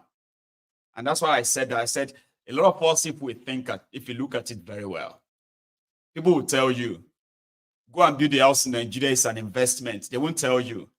They are luring you into what will actually kill you easily, especially if you are not living there. But yeah, you can use a comprehension problem to misconstrue what I have to say. She been in Nigeria, it go teach all of us waiting supposed to teach us. Now all of us go experience them. Right? So one day they will tell you and say, well, the value of your house and how much you have to pay, then you'll be paying what do you call it, your mortgage abroad, and then you'll be sending tens of thousands, I mean hundreds of thousands of naira to go and pay some people because you don't want them to take your property. So don't take my word. I said it yesterday as well. I said I am not a financial advisor or a finance advisor. I am just a layman with a common sense. Or an investor will tell you, risk taking in business is always worth the adrenaline. And I'm like, okay, I'm just a layman who has been a specialist in studying Nigeria. Okay? So if there's something that is going to actually, one of the things you're going to regret is to follow the tide or to follow the, what do you call it, the push coming from those there, asking you to bring your sweat. That will never probably be useful to you when you are old enough that you want to actually use them. I don't wish you bad, though. I'm just offering an opinion. So there are those who have projects going on in Nigeria right now. A lot of money has been expended on that. As your inflation is skyrocketing, some of them are kind of taking different loans, taking extra jobs so that they can pay up some loans and all that to go and spend in a place that they probably will not visit in another God knows how many years. As it gets worse, a lot of you are going to find means of living. A lot of us are going to extend our return. Just remember that. I mean, take a look at this. A lady has this to say about Congo. And because we are reading about Congo and Africa generally in this our white malice, I said I would share this message with all of us. Raising an awareness on the killings in Congo. Hello, my name is Gloria and I'm from the Republic Democratic of Congo. I'm a Congolese patriot and I stand with my country in good and bad times. And I'm here to tell you about what's happening in Congo. Because I know most of you does not know what's happening because the media is being censored when we talk about Congo. I was born in Congo and raised in Congo. And I was born in a genocide and I was raised in it and it's still active till now. Women are raped, kids are raped, men are killed, and children are working in the mining industries without any payments, with no human rights, and with no food. We've had enough, and we are asking for freedom now. We are asking for peace. Lumumba did not die for nothing. We want to be independent. We've received independence, but we are not independent. We are not free. Women are killed. I've lost family members. I've lost cousins. I've lost friends. I've lost many people, and let's not even count them. 12 million people have died in these genocides and more to count. Many have been kidnapped. Many are just lost. We don't even know where they are. And what kind of life is this? We are please asking you to share and talk about what's happening in Congo. We have to unite, because if it's only the Congolese people talking about what's happening in Congo, there is nothing that will happen to help the Congo. So we are asking you, the international people, we are asking everybody to talk about what's happening in Congo. Put yourself in our shoes and think about it. We did not choose to be born in that country. But anyways, we're still happy to be in that country, but we need to be free. We need to have peace. Women should be living in security. Children should have their parents, just like parents should have their children. They should live in peace, have a good place to stay, and not be even scared of anything. So please, we are asking you to share the information, put yourself in our shoes, and talk about what's happening there. We will really be thankful. Thank you. That's all right, darling. We will share and tell the world what the world is doing to Congolese. They speak French in the Congo. She had to put a lot of work into that to see that those non-French speaking Africans possibly lay their hands on this. And that's how I got it. We are already reading how these children who are now born into the crisis of the Congo, how it all began. The white malice. Details here, including how Patrice Lumumba was killed. They didn't beg to be born as Congolese, but they are proud to be Congolese. They have independence, but they are not independent. As for those who are independent in Nigeria as well, you remember that minister that was asked the question of using 1.5 million naira to fuel a car from Abuja to Anambra, and she said that's not a big deal. The one that they said 1.5 billion naira that was released as an approved payment to contractors in a ministry. The money got diverted. The contractors were not paid. They are in debt and in crisis too. And she said, well, we don't have the money. Now, the woman just went on the channel's television to tell all of us that Thiefnubu and his government is going to receive a 500 million naira loan for women empowerment in Nigeria. $500 million. $500 million for women empowerment. Do you know what is called women empowerment in Nigeria? They buy them grinding machines. Yeah, they buy them grinding machines. They buy them tricycles. And then the rest of the money, gone. $1 loan advance from the World Bank. And it is for women empowerment. I know that's your project about a Nigeria for Women project. And they're trying to repurpose all of that. So on that particular loan, straight questions. And if you forget any, I'm going to remind you. Has the money been released from the World Bank to Nigeria? No. No, just hold on. I'm going to take it. Okay, it's not been released. What? I didn't get what you said. The money has been activated but not released. Okay, it's been activated. And so... I got a letter that it has been activated but not released yet. Okay, so how soon should we be expecting it? I wouldn't know how soon because it's not within my own purview to know how soon. It's only within me to sign when I'm asked to. It's from Ministry of Finance. Okay, so I know that it was initially 150 million. Was that initially released or this is another money altogether? Just help me out here. No, it was initially 100 million. 100 million, yeah. Not 150. 100 million. Was that released as well? Or they just upgraded it? Yes, it was released for the past few years, and I think they've closely exhausted that. But I know that there are conversations about restructuring the entire Ministry of Women Affairs so that it doesn't look like a form of tokenism and charity case to something of more of sustainable, scalable investment. I would like you to speak to that as far as this $500 million that is coming is concerned.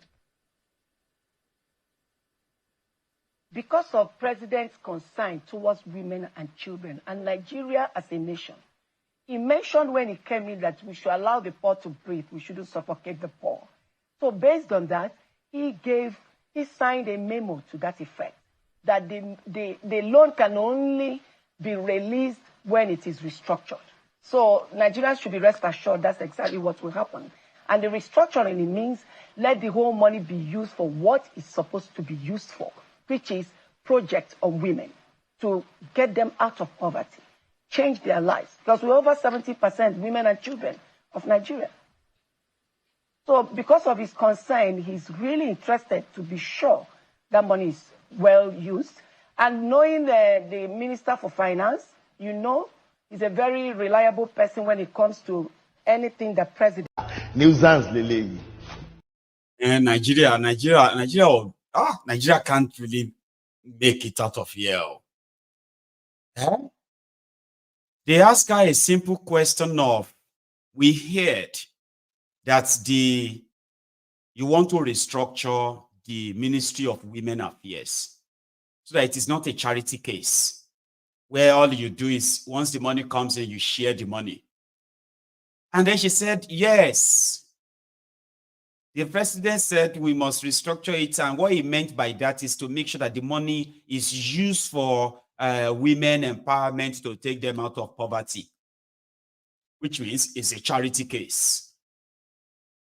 So what is the word restructuring you doing in that conversation? Because they presented, they said, oh, we have a new women affairs ministry that is not just a charity case. It has to be about what? When you make policies that affects everyone, you don't need a woman ministry if it is not just job for the boys, because this is what they do. No woman is going to be lifted out of poverty except Uju herself. Uju wears designer jewelries now, expensive designer bags. So when they tell you that they are lifting people out of poverty, look at them very well. They are lifting themselves out of poverty. Look at them. And then look at the people they are lifting out of poverty. And then you have your answer. On this issue of local government autonomy, you get this my affair. We say imagination no go finish am all. But somehow, it feels like the payment of the local government funds to the local government chairman is such a great idea if they could do it. Because they can deal, the people can deal with the local government chairman themselves, if they bond themselves, if they bond them well, maybe they don't fix the road. Local government, autonomy, autonomy. Can you pay what? Local government direct. Come on, lots of our chairman local government. Chairman, about Pida, come on, Siona. Oh, that's why it's about easy chairman. Oh, immunity. Immunity that goes in chairman local government. Kini. Kato deliver the whole party here. Oh, Muna ni kawabole. Ayakunla. Ba owó sínú account. Owó tani o fi sọ̀nà nu àdúgbò. Má ṣe. Kò lè do wa ko mi pe immunity kan wa. Local ajo wa. Local afi dajo e. Saaju. Typical Naija. We go deal with that for a year, Nalayo. Depends on how much they are giving to the local government chairman. Once they take care of our family, and they call another pastor premier in the area, once everybody don't collect their rubber, Bale, Kabiesi, everybody, Yaloja, Yalaje, everybody don't collect their rubber. And then I'm going to tell you, say, Allah bá wí pé òun lòun yan lórí, ìyẹn ni pé Allah is the one that chooses leaders. In the Quran chapter so we need to kind of, you remember that when things are not going straight for the leaders, the followers have to pray for the leaders so that God, Allah, can open the heart of the leaders. We should be praying for the leaders. You will see. Now, person will get the bread. Now they get what do you call it? Now they get some of these guys on their side. Once you hold the bread, they say, "Ah, chairman, they hold the bread." They say, "Afa, lesser." Shaman said, then give you this opera. This 1998 opera. Now Shara from Cotonou. Now Far go to mosque next day and say, we cannot use Agiti and all this robot to solve everything. You know, fighting doesn't resolve anything. We need to, I will see chairman myself. I'm just saying, you know, it's so hard not to be skeptical, you know, like, when you go to we're optimistic a little bit. Come on, a little optimistic. I say, well, I want to be. But with what I have in front of me, it's such a bit of a hard thing to do. I have taken all of our time. We have just about 40 minutes to go. What do you think? Go to bed and go and digest all we have said, or use that 30 minutes out of that to just take 1, 2, or 3 calls. What do you say? Make it fast, though, so that I will know if I'm taking a quick break and coming back as quick as possible as well. What do you think? Go to bed or take the calls. You tell me. Thank you so much, though, right? See, Yoruba Union Summit that is taking place in August. Next month, though, 23rd. We only have just about 40 days to the Yoruba Union Summit in Glasgow. Come, let's have a get-together. You get what I mean? The ticket, if you want to be part of that, the ticket is in the comments. Book a place, okay? If you are within the UK, come to Glasgow. Join others who are also coming from all over the world, where we want to take this conversation about the Yoruba sovereignty, the Yoruba's affairs. We want to take it beyond just our social media. We'll keep it here, but something is cooking. Oh, something is cooking, man. And it's going to happen soon. And you should be part of it. I invite you to be part of that. If you want to be, you have until the end of this month to actually book a place. And if you don't want to, all right, I'll see you when I get back, okay? So please, if you have to leave before I come back, like the broadcast, okay? Thank you, Kingsley. Very kind of you, right? We will take calls, even if it's just going to be 1 or 2, right? So get your phone. I will be back. A quick one.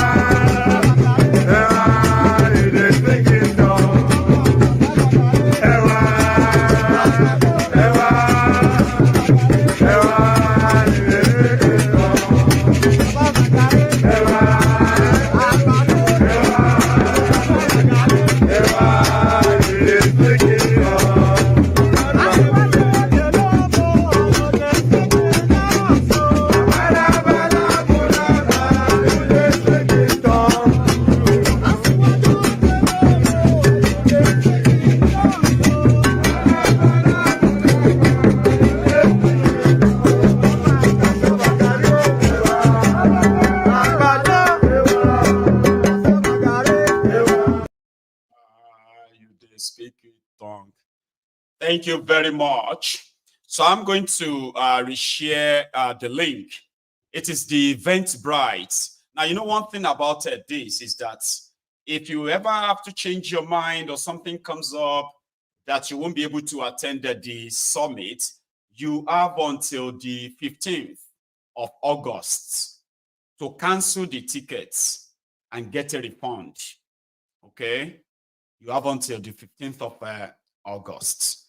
So for those who haven't really booked theirs, I do encourage you to. The link is right there in the comments, okay? And yeah, if you want to buy me a coffee, let me go get that link. There's a link for that.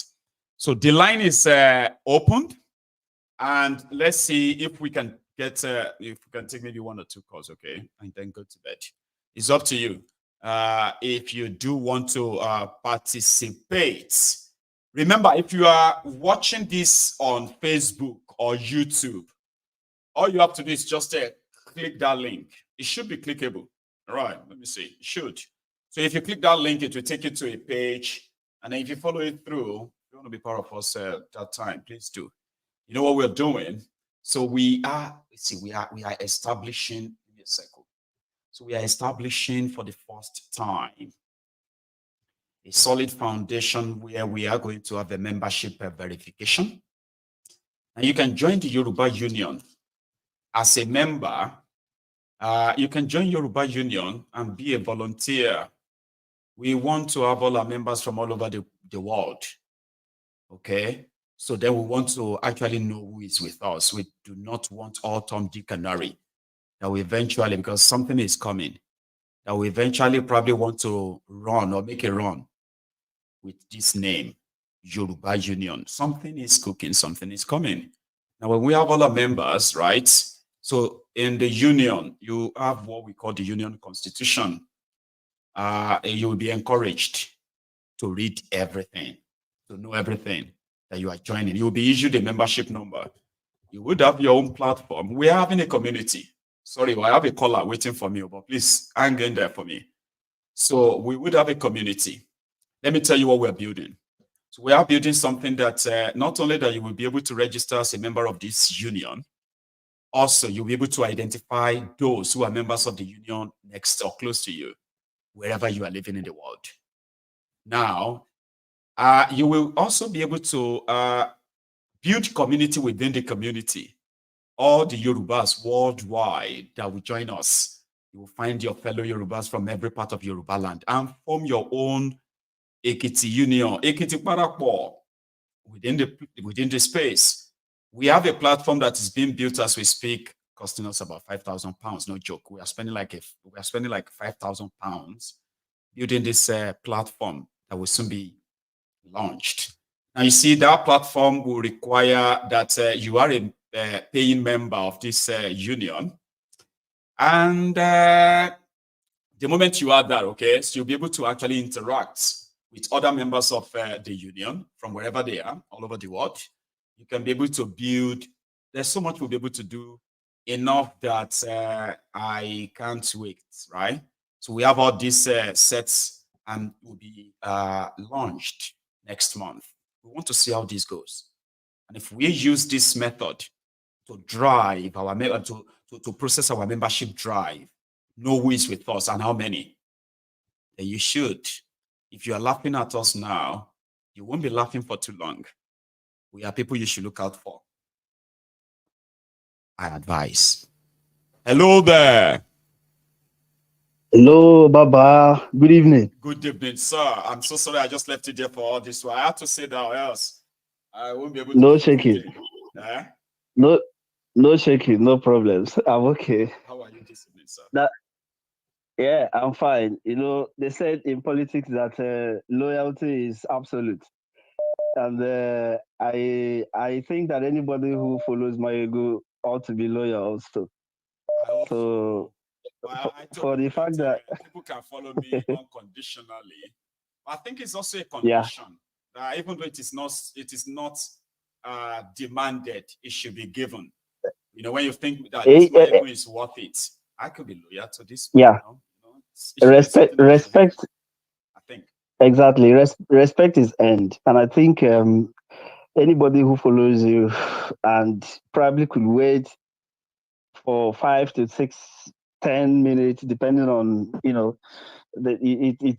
really shows that the person is very loyal. Exactly. So longer attention span. Say after and moreover,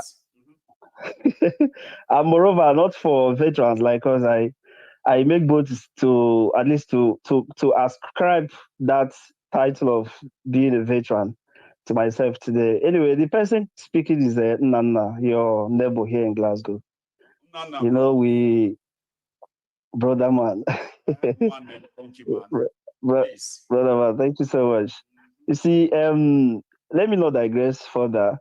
I want to say something about the young man whom you played this video, the Nsima Obong or something. Nsima? I mean, Nsima, it's not like I'm actually like in the dark on what he's been up to on social media, okay? But this particular video is such in a bad taste that I'm like, is that what he really wants? Exactly. I want to use yourself, Mayego, to answer that question. What happened to Nsima? What happened to Nsima is what will happen to anybody who is not consistent with his ideology. That is my take on that. Nsima is not consistent. It's very difficult for anybody to now say, I would trust this guy, Nsima. I would trust him. But it's very easy for anybody who knows Mayego to say, I would trust Mayego. And why? The reason is because for the past 15 years, I mean 15 years, if you meet anybody who is 100 years old today and you ask him, Oga or Madam, remove 15 years from that 100 and the person will be left with 85 years.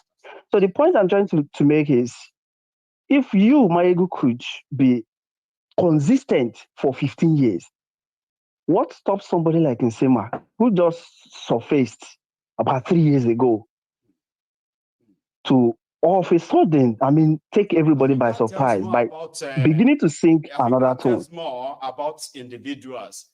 And I think that's more about your person. Talking about consistency and all of that stuff. I never really seen it that way. It could be personal and it could be ideological. You know what you, Mayego, is fighting for. And you see, virtually everybody who is on this show, who comes every evening on this platform, these are people who see truth in what you are doing. They are not just here because they don't have any other thing or they don't have alternative platforms to do. But there is this, truth is compelling. Truth is not something you can bargain your way in. No. Truth has a way of finding its own people, its own followers. And it is constant. It's constant. You know what I mean? Go on, Baba. It's constant. Mm-hmm.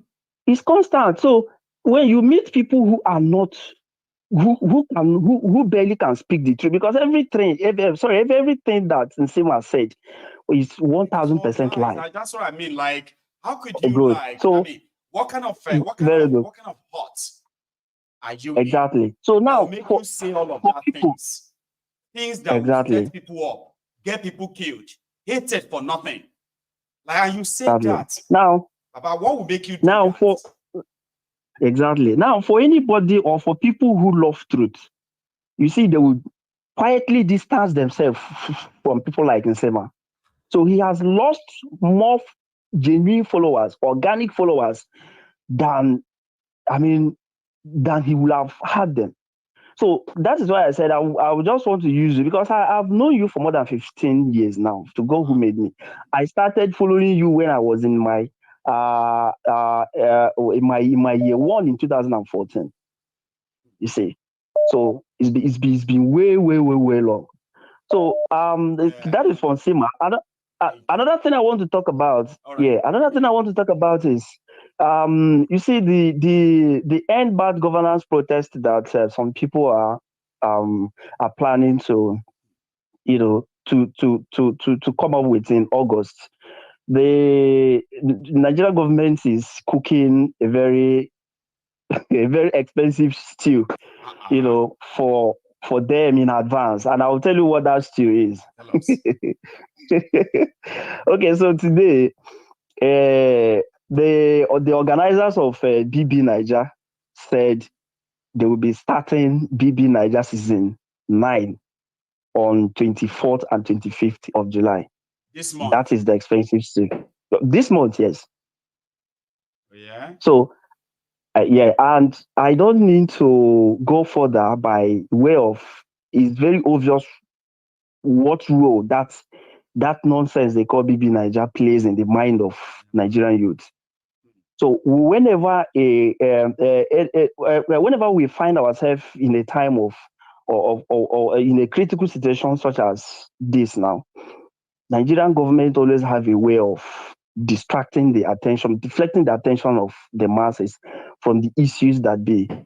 And once this BB Niger issue comes into play now, you don't be surprised that good number of people, I don't want to be too categorical, good number of our youth would, because of the BB Niger stuff, give up on that protest. Percentage of them will just probably be so distracted with it that they can.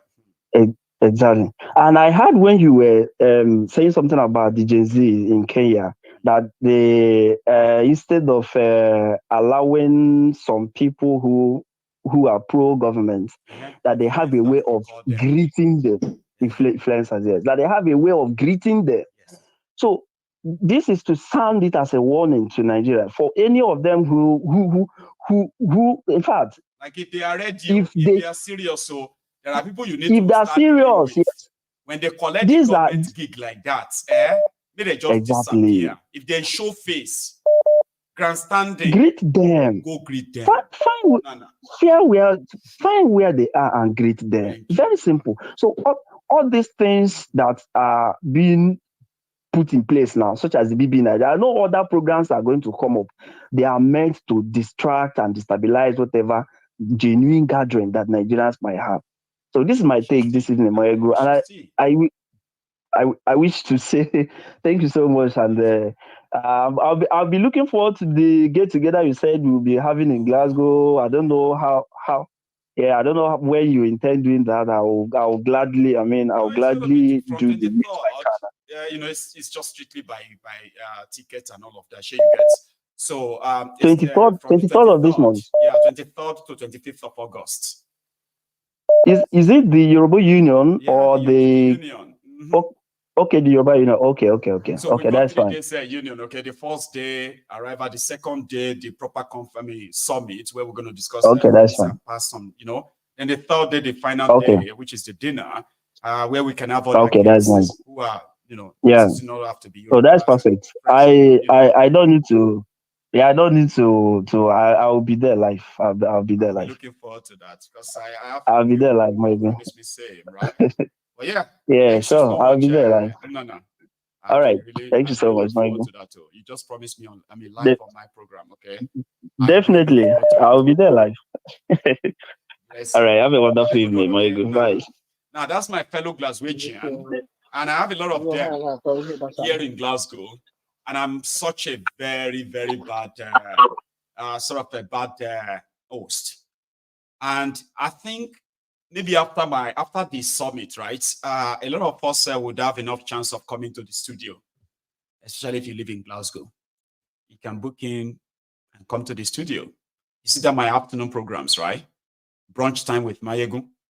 You could come around and just be in the studio, right? I could come around and spend an hour or two here. But it's going to be basically an appointment, This is our studio, remember? I am just the one that is the caretaker for it. It's JJ Man. How are you, Baba? Yeah, my good general, Baba. Prince. The big mask courage, Baba. How are you today, Prince? Hello, I'm fine. Are you? Well, I'm very well, trying to be. Thanks for asking. Well done. Yes, sir. Now you be our Tucano Mike. Well done. Now you they remind me every evening, and I appreciate you. We'll continue to greet you, Baba. Yes, yeah, man. Please go on. Baba, yes, so this Prince Jejema representing IBOB for life, Baba. Live. You see, I'm calling because of Nsima. He had all those horrible things he had to say, like Remember this guy? This guy, you know what actually caught my attention was that this guy was on this platform. Remember? He was here. He was one of the panelists that we used in launching the diaspora radio, my platform. Yeah, it was. So I never believed somebody could harbor such hate in his heart, right? I never really imagine it. Not him. My ego, I am not surprised, and we Really? are not surprised. Yes, So you understand. He said what things than that you've heard before, right? My ego, the thing you need to know is this: there are a lot of moves all around. You understand? Even when the heat of Yoruba nation was on, there are moves among them. You know, also IPOB. It's not everybody that they call God that is on the side of God. Some are Satan. You understand? But with time, they will be found out. Forget how they yes, forget the kind of cloth they are putting on or the kind of talk the way they talk. You understand? Nnamdi Kanu told them and say, look, if you serve the zoo, you will come back in shame. You know, during 2023 election, you know, he was campaigning for Tinubu. Are you aware? I saw that, but I just never really seen him say horrible things this way.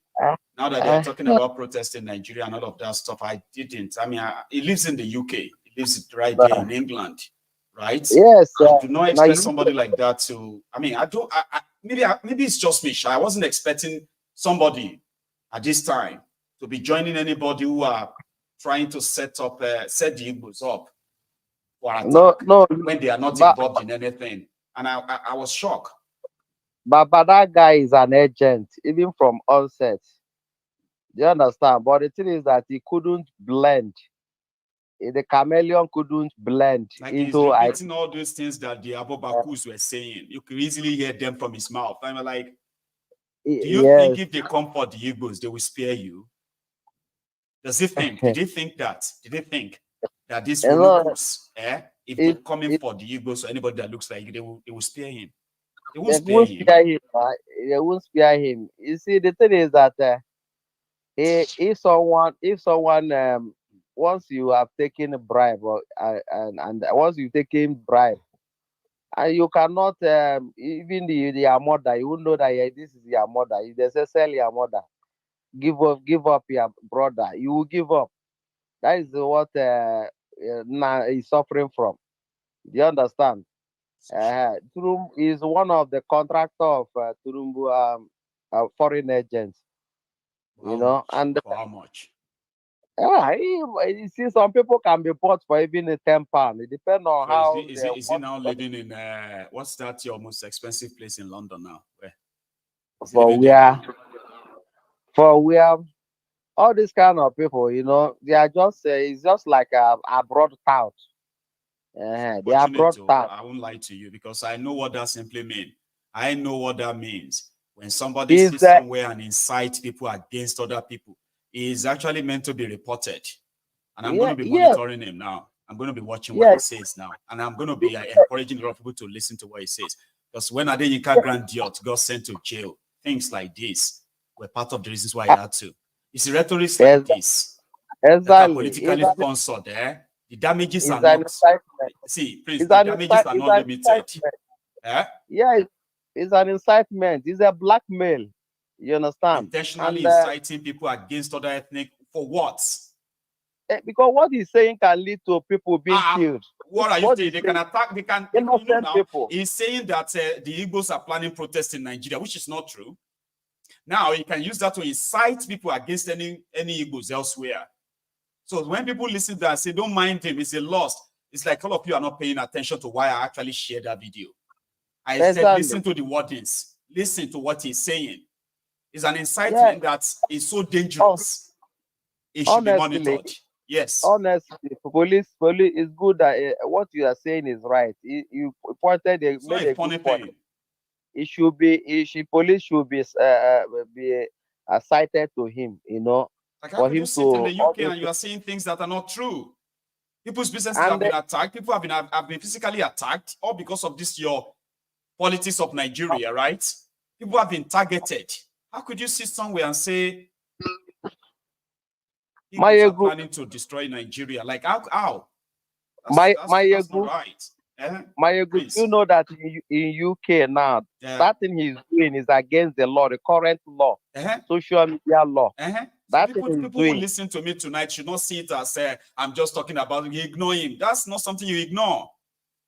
There are consumers of what he's saying. There are those consuming what he's saying. And there are those that worked on them. Definitely, what you are saying is a big point, and that we should pick on that. We are going to pick on it, you know, because that is against the law in the UK. It is. That's why Adeyinka Grandjot went to jail for 4 years. Incitement. The guy is a devil. He's a devil. He's a real devil. Honestly, it's unfortunate. It's quite unfortunate, Papa. But one thing is that you see the one in the jail, the one is in the cell now. The one from Turkey, then. The one from Turkey, the one I was doing trafficking, human trafficking.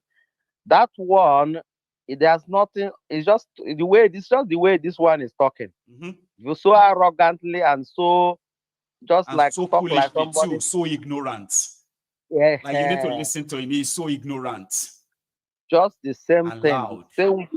And if someone tells him that he will be in the cell for good 3 to 4 months, that is jealous.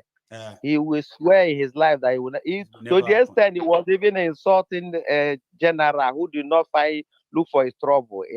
This man, Dunamis pastor, his senior brother, the guy was calling him his mother's Vagina.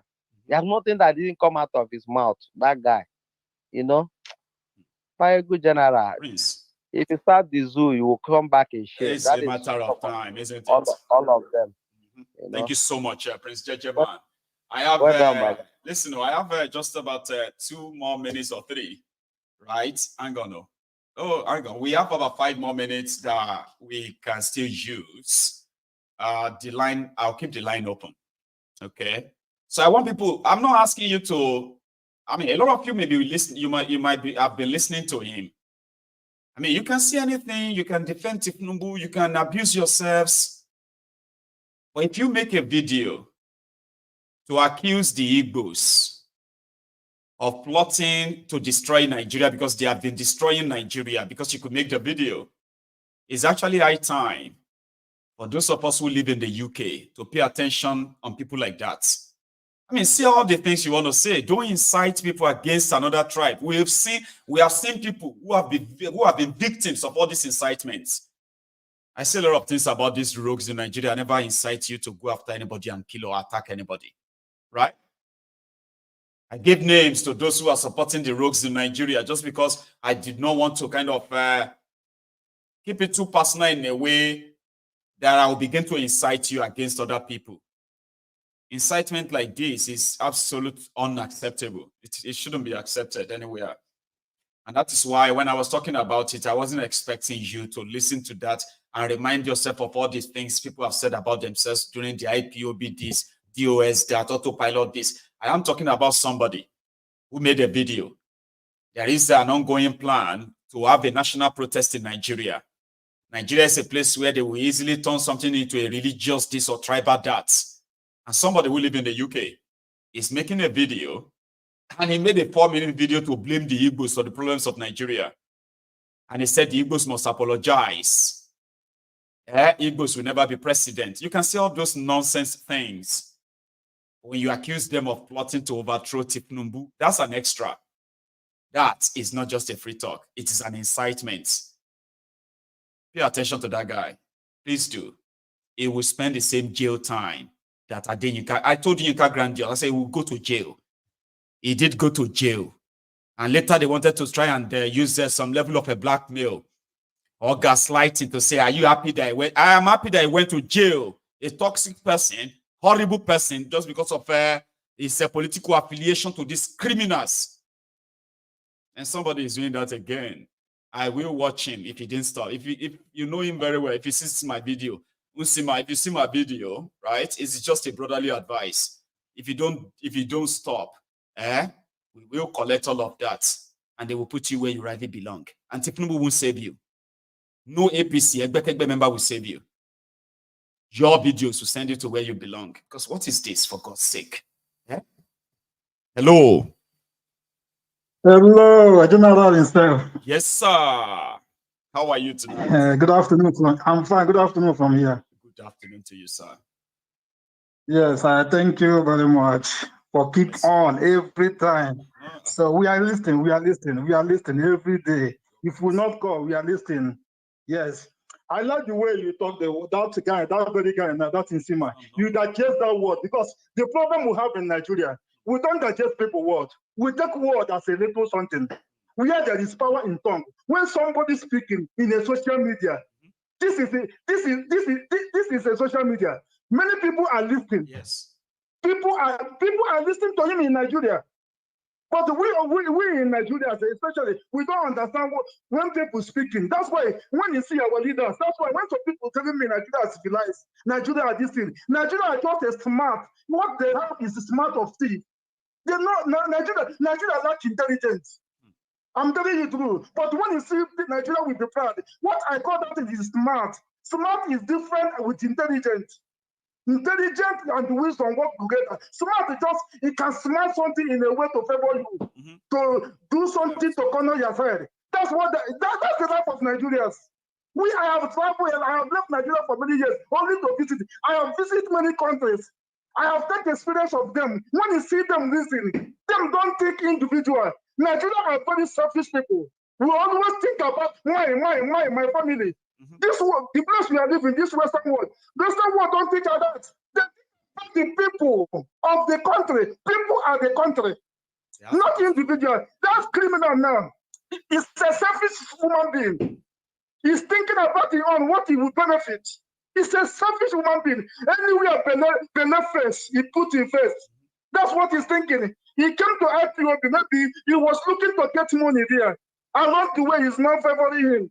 Now he started now to cause some problem from FPC. Maybe FPC are never giving any money, but he's pulling attention, like he say, Adadika grandson. He did something. During the let yes. me tell you the story a bit, Mazi. During the when we're all demanding for the release of Mazi Nnamdi Kanu. So he himself as one of them who formed part of the defenders of human rights at the time. So this guy was so famous as one of those who could make up a lie stories that make it sound like it's true. Okay, and repeat it again and again. And again. Then luckily for him, right, he got the attention. Okay. So from having about 20 people or 30 people watching him live on Facebook, he started getting about 400, 500, 1,000. Yes. Then he started feeling like he's an important person, right? Yes. And somehow things went south. Okay. Autopilot this, autopilot that, and the rest of all those things. It took all those advantage. But at the end of the day, everything just died down. Yes. Nowhere. He just started promoting Thiefnubu, wearing Thiefnubu's cap, and campaigning for Thiefnubu. And guess what? He started having 500, 1,000 people. Guess who are those? The Agbadorians. Yes. So now, it's causing another problem. Yes. It's back to having 20, 30 people. Now, I think he's found another trade. Use the Igbo. Protest now. He want to hide. He has started hijack it. But why? Why do you have to, like, what the hell is this? Why would you have to actually go this evil way? When you actually, the marginalization, the killings of the Igbos, how dare you then go ahead to want to set them up for what? Is what I'm trying to find. I'm calling for good people. I'm calling good people of Nigeria that live in Congo. Let them write petition against that guy. The figure is there. He can never escape it. Here is the Western world. Yes, please, you people, you have to show him a lesson. Him a brotherly advice. That guy, he has found. You see the kind of thing that he's vomiting is smart. Right. What is he vomiting? You see that one guy is vomiting. This guy is causing a war. You want to cause a big war. Yes. You want to cause a tribe war in Nigeria. That's what you want to cause. And that is what I'm calling the good people of Nigeria living in London. They should arrest that guy. They should arrest him immediately. We will. Please, that petition against that guy and beat the video. I think you heard the video. Save the video immediately. Because this Nigeria is living outside.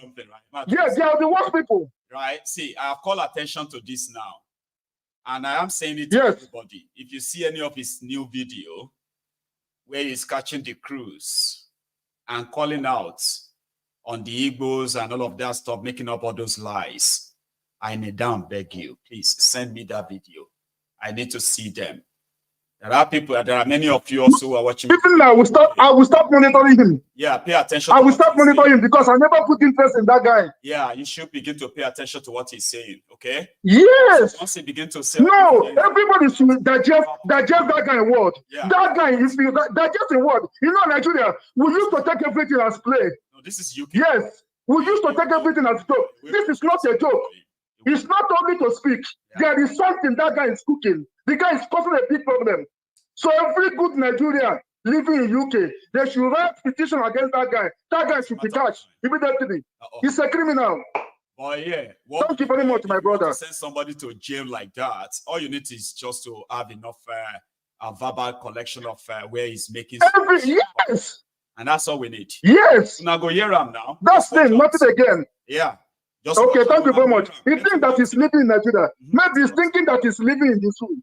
Yes, that's why he's doing that. Thank you so much. So about Nigeria, my brother, this protest, this is just a play, it's a chat play. They are just talking. When somebody they are serious, they will not give dates. It will not work. They are just playing. Let's see what is going to happen. That's right, Mazi. Thank you so much, Mazi. Yeah, thank you very much. You have a good God bless you. Okay? This is where we're going to draw the curtains, right? You see, there are some things that people need to understand. I know a lot of people say things because usually it's it's just the social media. You can say wherever you like. Personally, when I say things about the Nigerian politicians, I call them criminals. I call them thieves because the most they can do to me is to take me to court. And you know why they won't take me to court? Because in court, they will be forced to prove that they are not criminals. They will be forced to, I would ask for all of their financial transactions, their bank accounts, everything, their properties, their names and everything. And they will have to present them in court and prove how they make all that money and how they got all their properties. That's why people like me can be sued by your criminal politicians. They would rather look for me to arrest or kidnap me and lock me away in a contraption like Nigeria. And no matter how much I talk about everyone who is supporting the rogues in Nigeria, I would not come here to specifically call out anybody and say, go and attack them, go and deal with them. They will have to do. No. There are rules to all these things. So if I call your criminal leaders criminals, if I call them thieves, except for those of you who are their voluntary slaves captured, that will be running, that will be masturbating in public, defending them. None of your criminal leaders have the guts to sue me. None of them. And I'll keep calling them criminals. I'll keep calling them thieves because I have my evidence. And if they want me to stop calling them that, they should sue me. And if you sue me into any UK courts, they will ask me, why do you call them criminals? I'll tell them to ask them to turn over all of their financial dealings and the ones we have found, the ones they don't know I have. Then we can present everything in court. That's all I would do. The most will be like, okay, you know what? Just tell them sorry. Nothing will happen. But if I come here to begin to call you to go and kill Fulani, to go and kill Hausa, to go and attack Igbo or attack Yoruba, that is an incitement. And I could go to jail for it here in the UK. So if somebody lives in this country and is so stupid to put their face on something and make a video against the Igbos, you will likely get what is coming for you. Nsima, if you see my video, you will get what is coming for you, bro. But the brotherly advice I can give to you is that do all you can, say all you can. Don't ever make a video inciting the people against the Igbos or anybody in Nigeria. he will go down for it. I promise you. Ask Adeyinka Grandiot. He's begging Thiefnubu now to come and help deport him to Nigeria. That's what will be your case too. Because I don't understand how you guys actually think the comfort you found, the comfort you find in the criminals, the oppressors that want to kill you, whether you are Yoruba, Hausa, Igbo, or anything, the comfort you find in defending them and going extra mile to tear yourselves apart should be studied. For Murasi, Jobo, Murasi. And thanks to every one of you as well. Enjoy the rest of your evening, okay? I will see you tomorrow. Good night.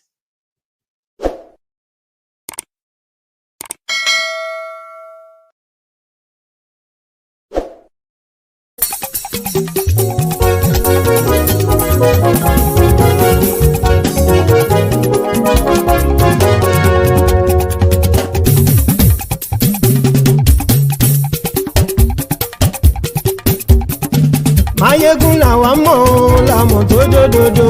Mayegun dayari Mayegun number one.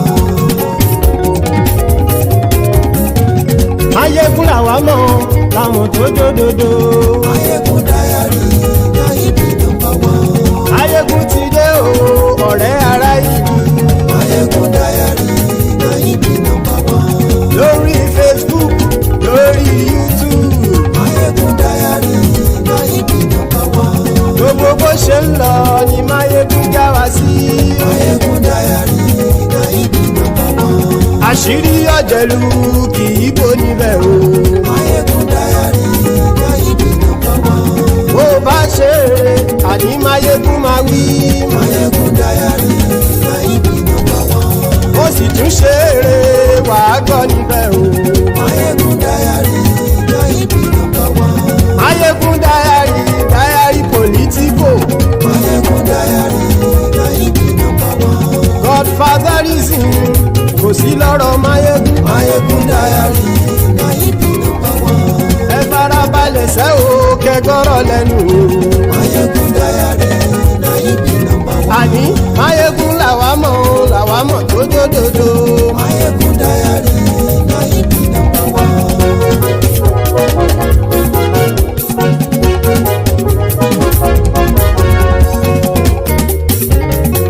Àní ẹ̀sùn ràkì. Mayegun ti dé. Mayegun ti dé. Ọ̀jẹ̀lú ẹ̀sùn ràkì. Mayegun ti dé. Àní ẹ̀sùn ràkì. Mayegun ti dé. Lórí Facebook. Mayegun ti dé. Àní ẹ̀sùn ràkì. Mayegun ti dé. Lórí YouTube. Mayegun ti dé. Àní ẹ̀sùn ràkì. Mayegun ti dé. Bọ́ bàbá gbé wúrẹ́. Mayegun máa wí. Àní ẹ̀sùn ràkì. Mayegun ti dé. Ijó ìgbádìyẹ. Mayegun máa wí. Àní ẹ̀sùn ràkì. Mayegun ti dé. Pẹ̀sìdó bá rúfin o. Mayegun máa wí. Àní ẹ̀sùn ràkì. Mayegun ti dé. Kí gómìnà kówó jẹ. Mayegun máa wí. Àní ẹ̀sùn ràkì. Mayegun ti dé. Ọlọ́pàá ti ń darí bá. Mayegun máa wí. Àní ẹ̀sùn ràkì. Mayegun ti dé. Aṣòfin tí ń rúfin o. Mayegun máa wí. Àní ẹ̀sùn ràkì. Mayegun ti dé. Òpùrọ́ olóṣèlú. Mayegun máa wí. Àní ẹ̀sùn ràkì. Mayegun ti dé. Ọ̀jẹ̀lú ẹ̀sùn ràkì. Mayegun ti dé. Àní ẹ̀sùn ràkì. Mayegun ti dé.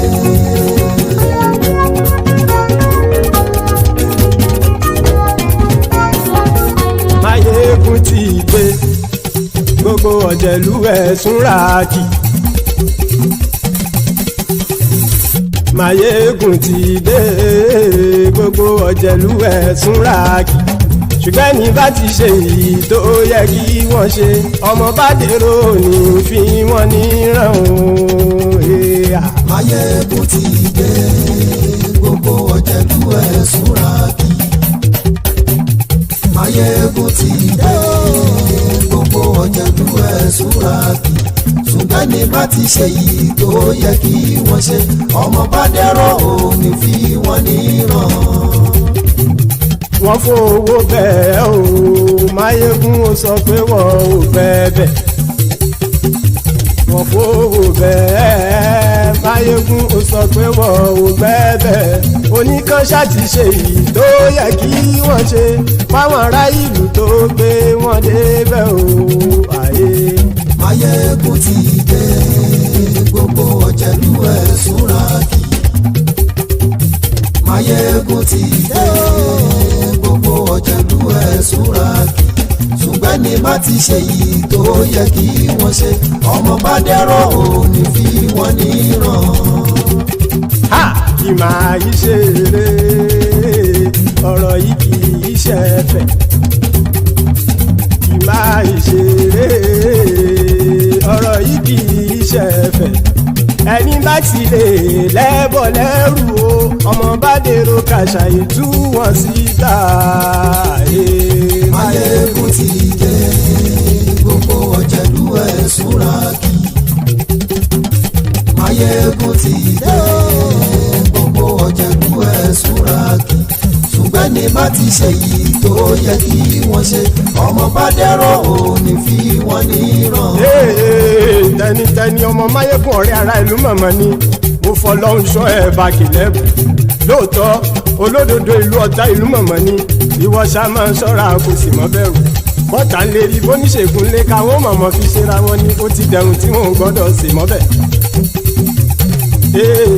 èèpo ọ̀bọ lọmọ bá dérò tàjẹ́ ò gbọ́dọ̀ jẹ́ ó ti jọba lórí àbínú ẹni kò sì mọ́ bùyà àìsíwọ́lu ní ẹnìkẹ́ ìgbódì ẹyin lábàrá o ó kó ẹni tó bá dán wò á kàmù. Máyégún ti dé gbogbo ọ̀jẹ̀lú ẹ̀ túnra kì. Máyégún ti dé gbogbo ọ̀jẹ̀lú ẹ̀ túnra kì o ẹni bá ti ṣe yìí tó yẹ kí wọ́n ṣe ọmọ bá dèrò òní fi wọ́n níran o. Máyégún ti dé gbogbo ọ̀jẹ̀lú ẹ̀ súnra kì. Máyégún ti dé gbogbo ọ̀jẹ̀lú ẹ̀ súnra kì. Ṣùgbọ́n ní má ti ṣe yìí tó yẹ kí wọ́n ṣe ọmọ bá dẹ́rọ̀ ò ní fi wọ́n níran.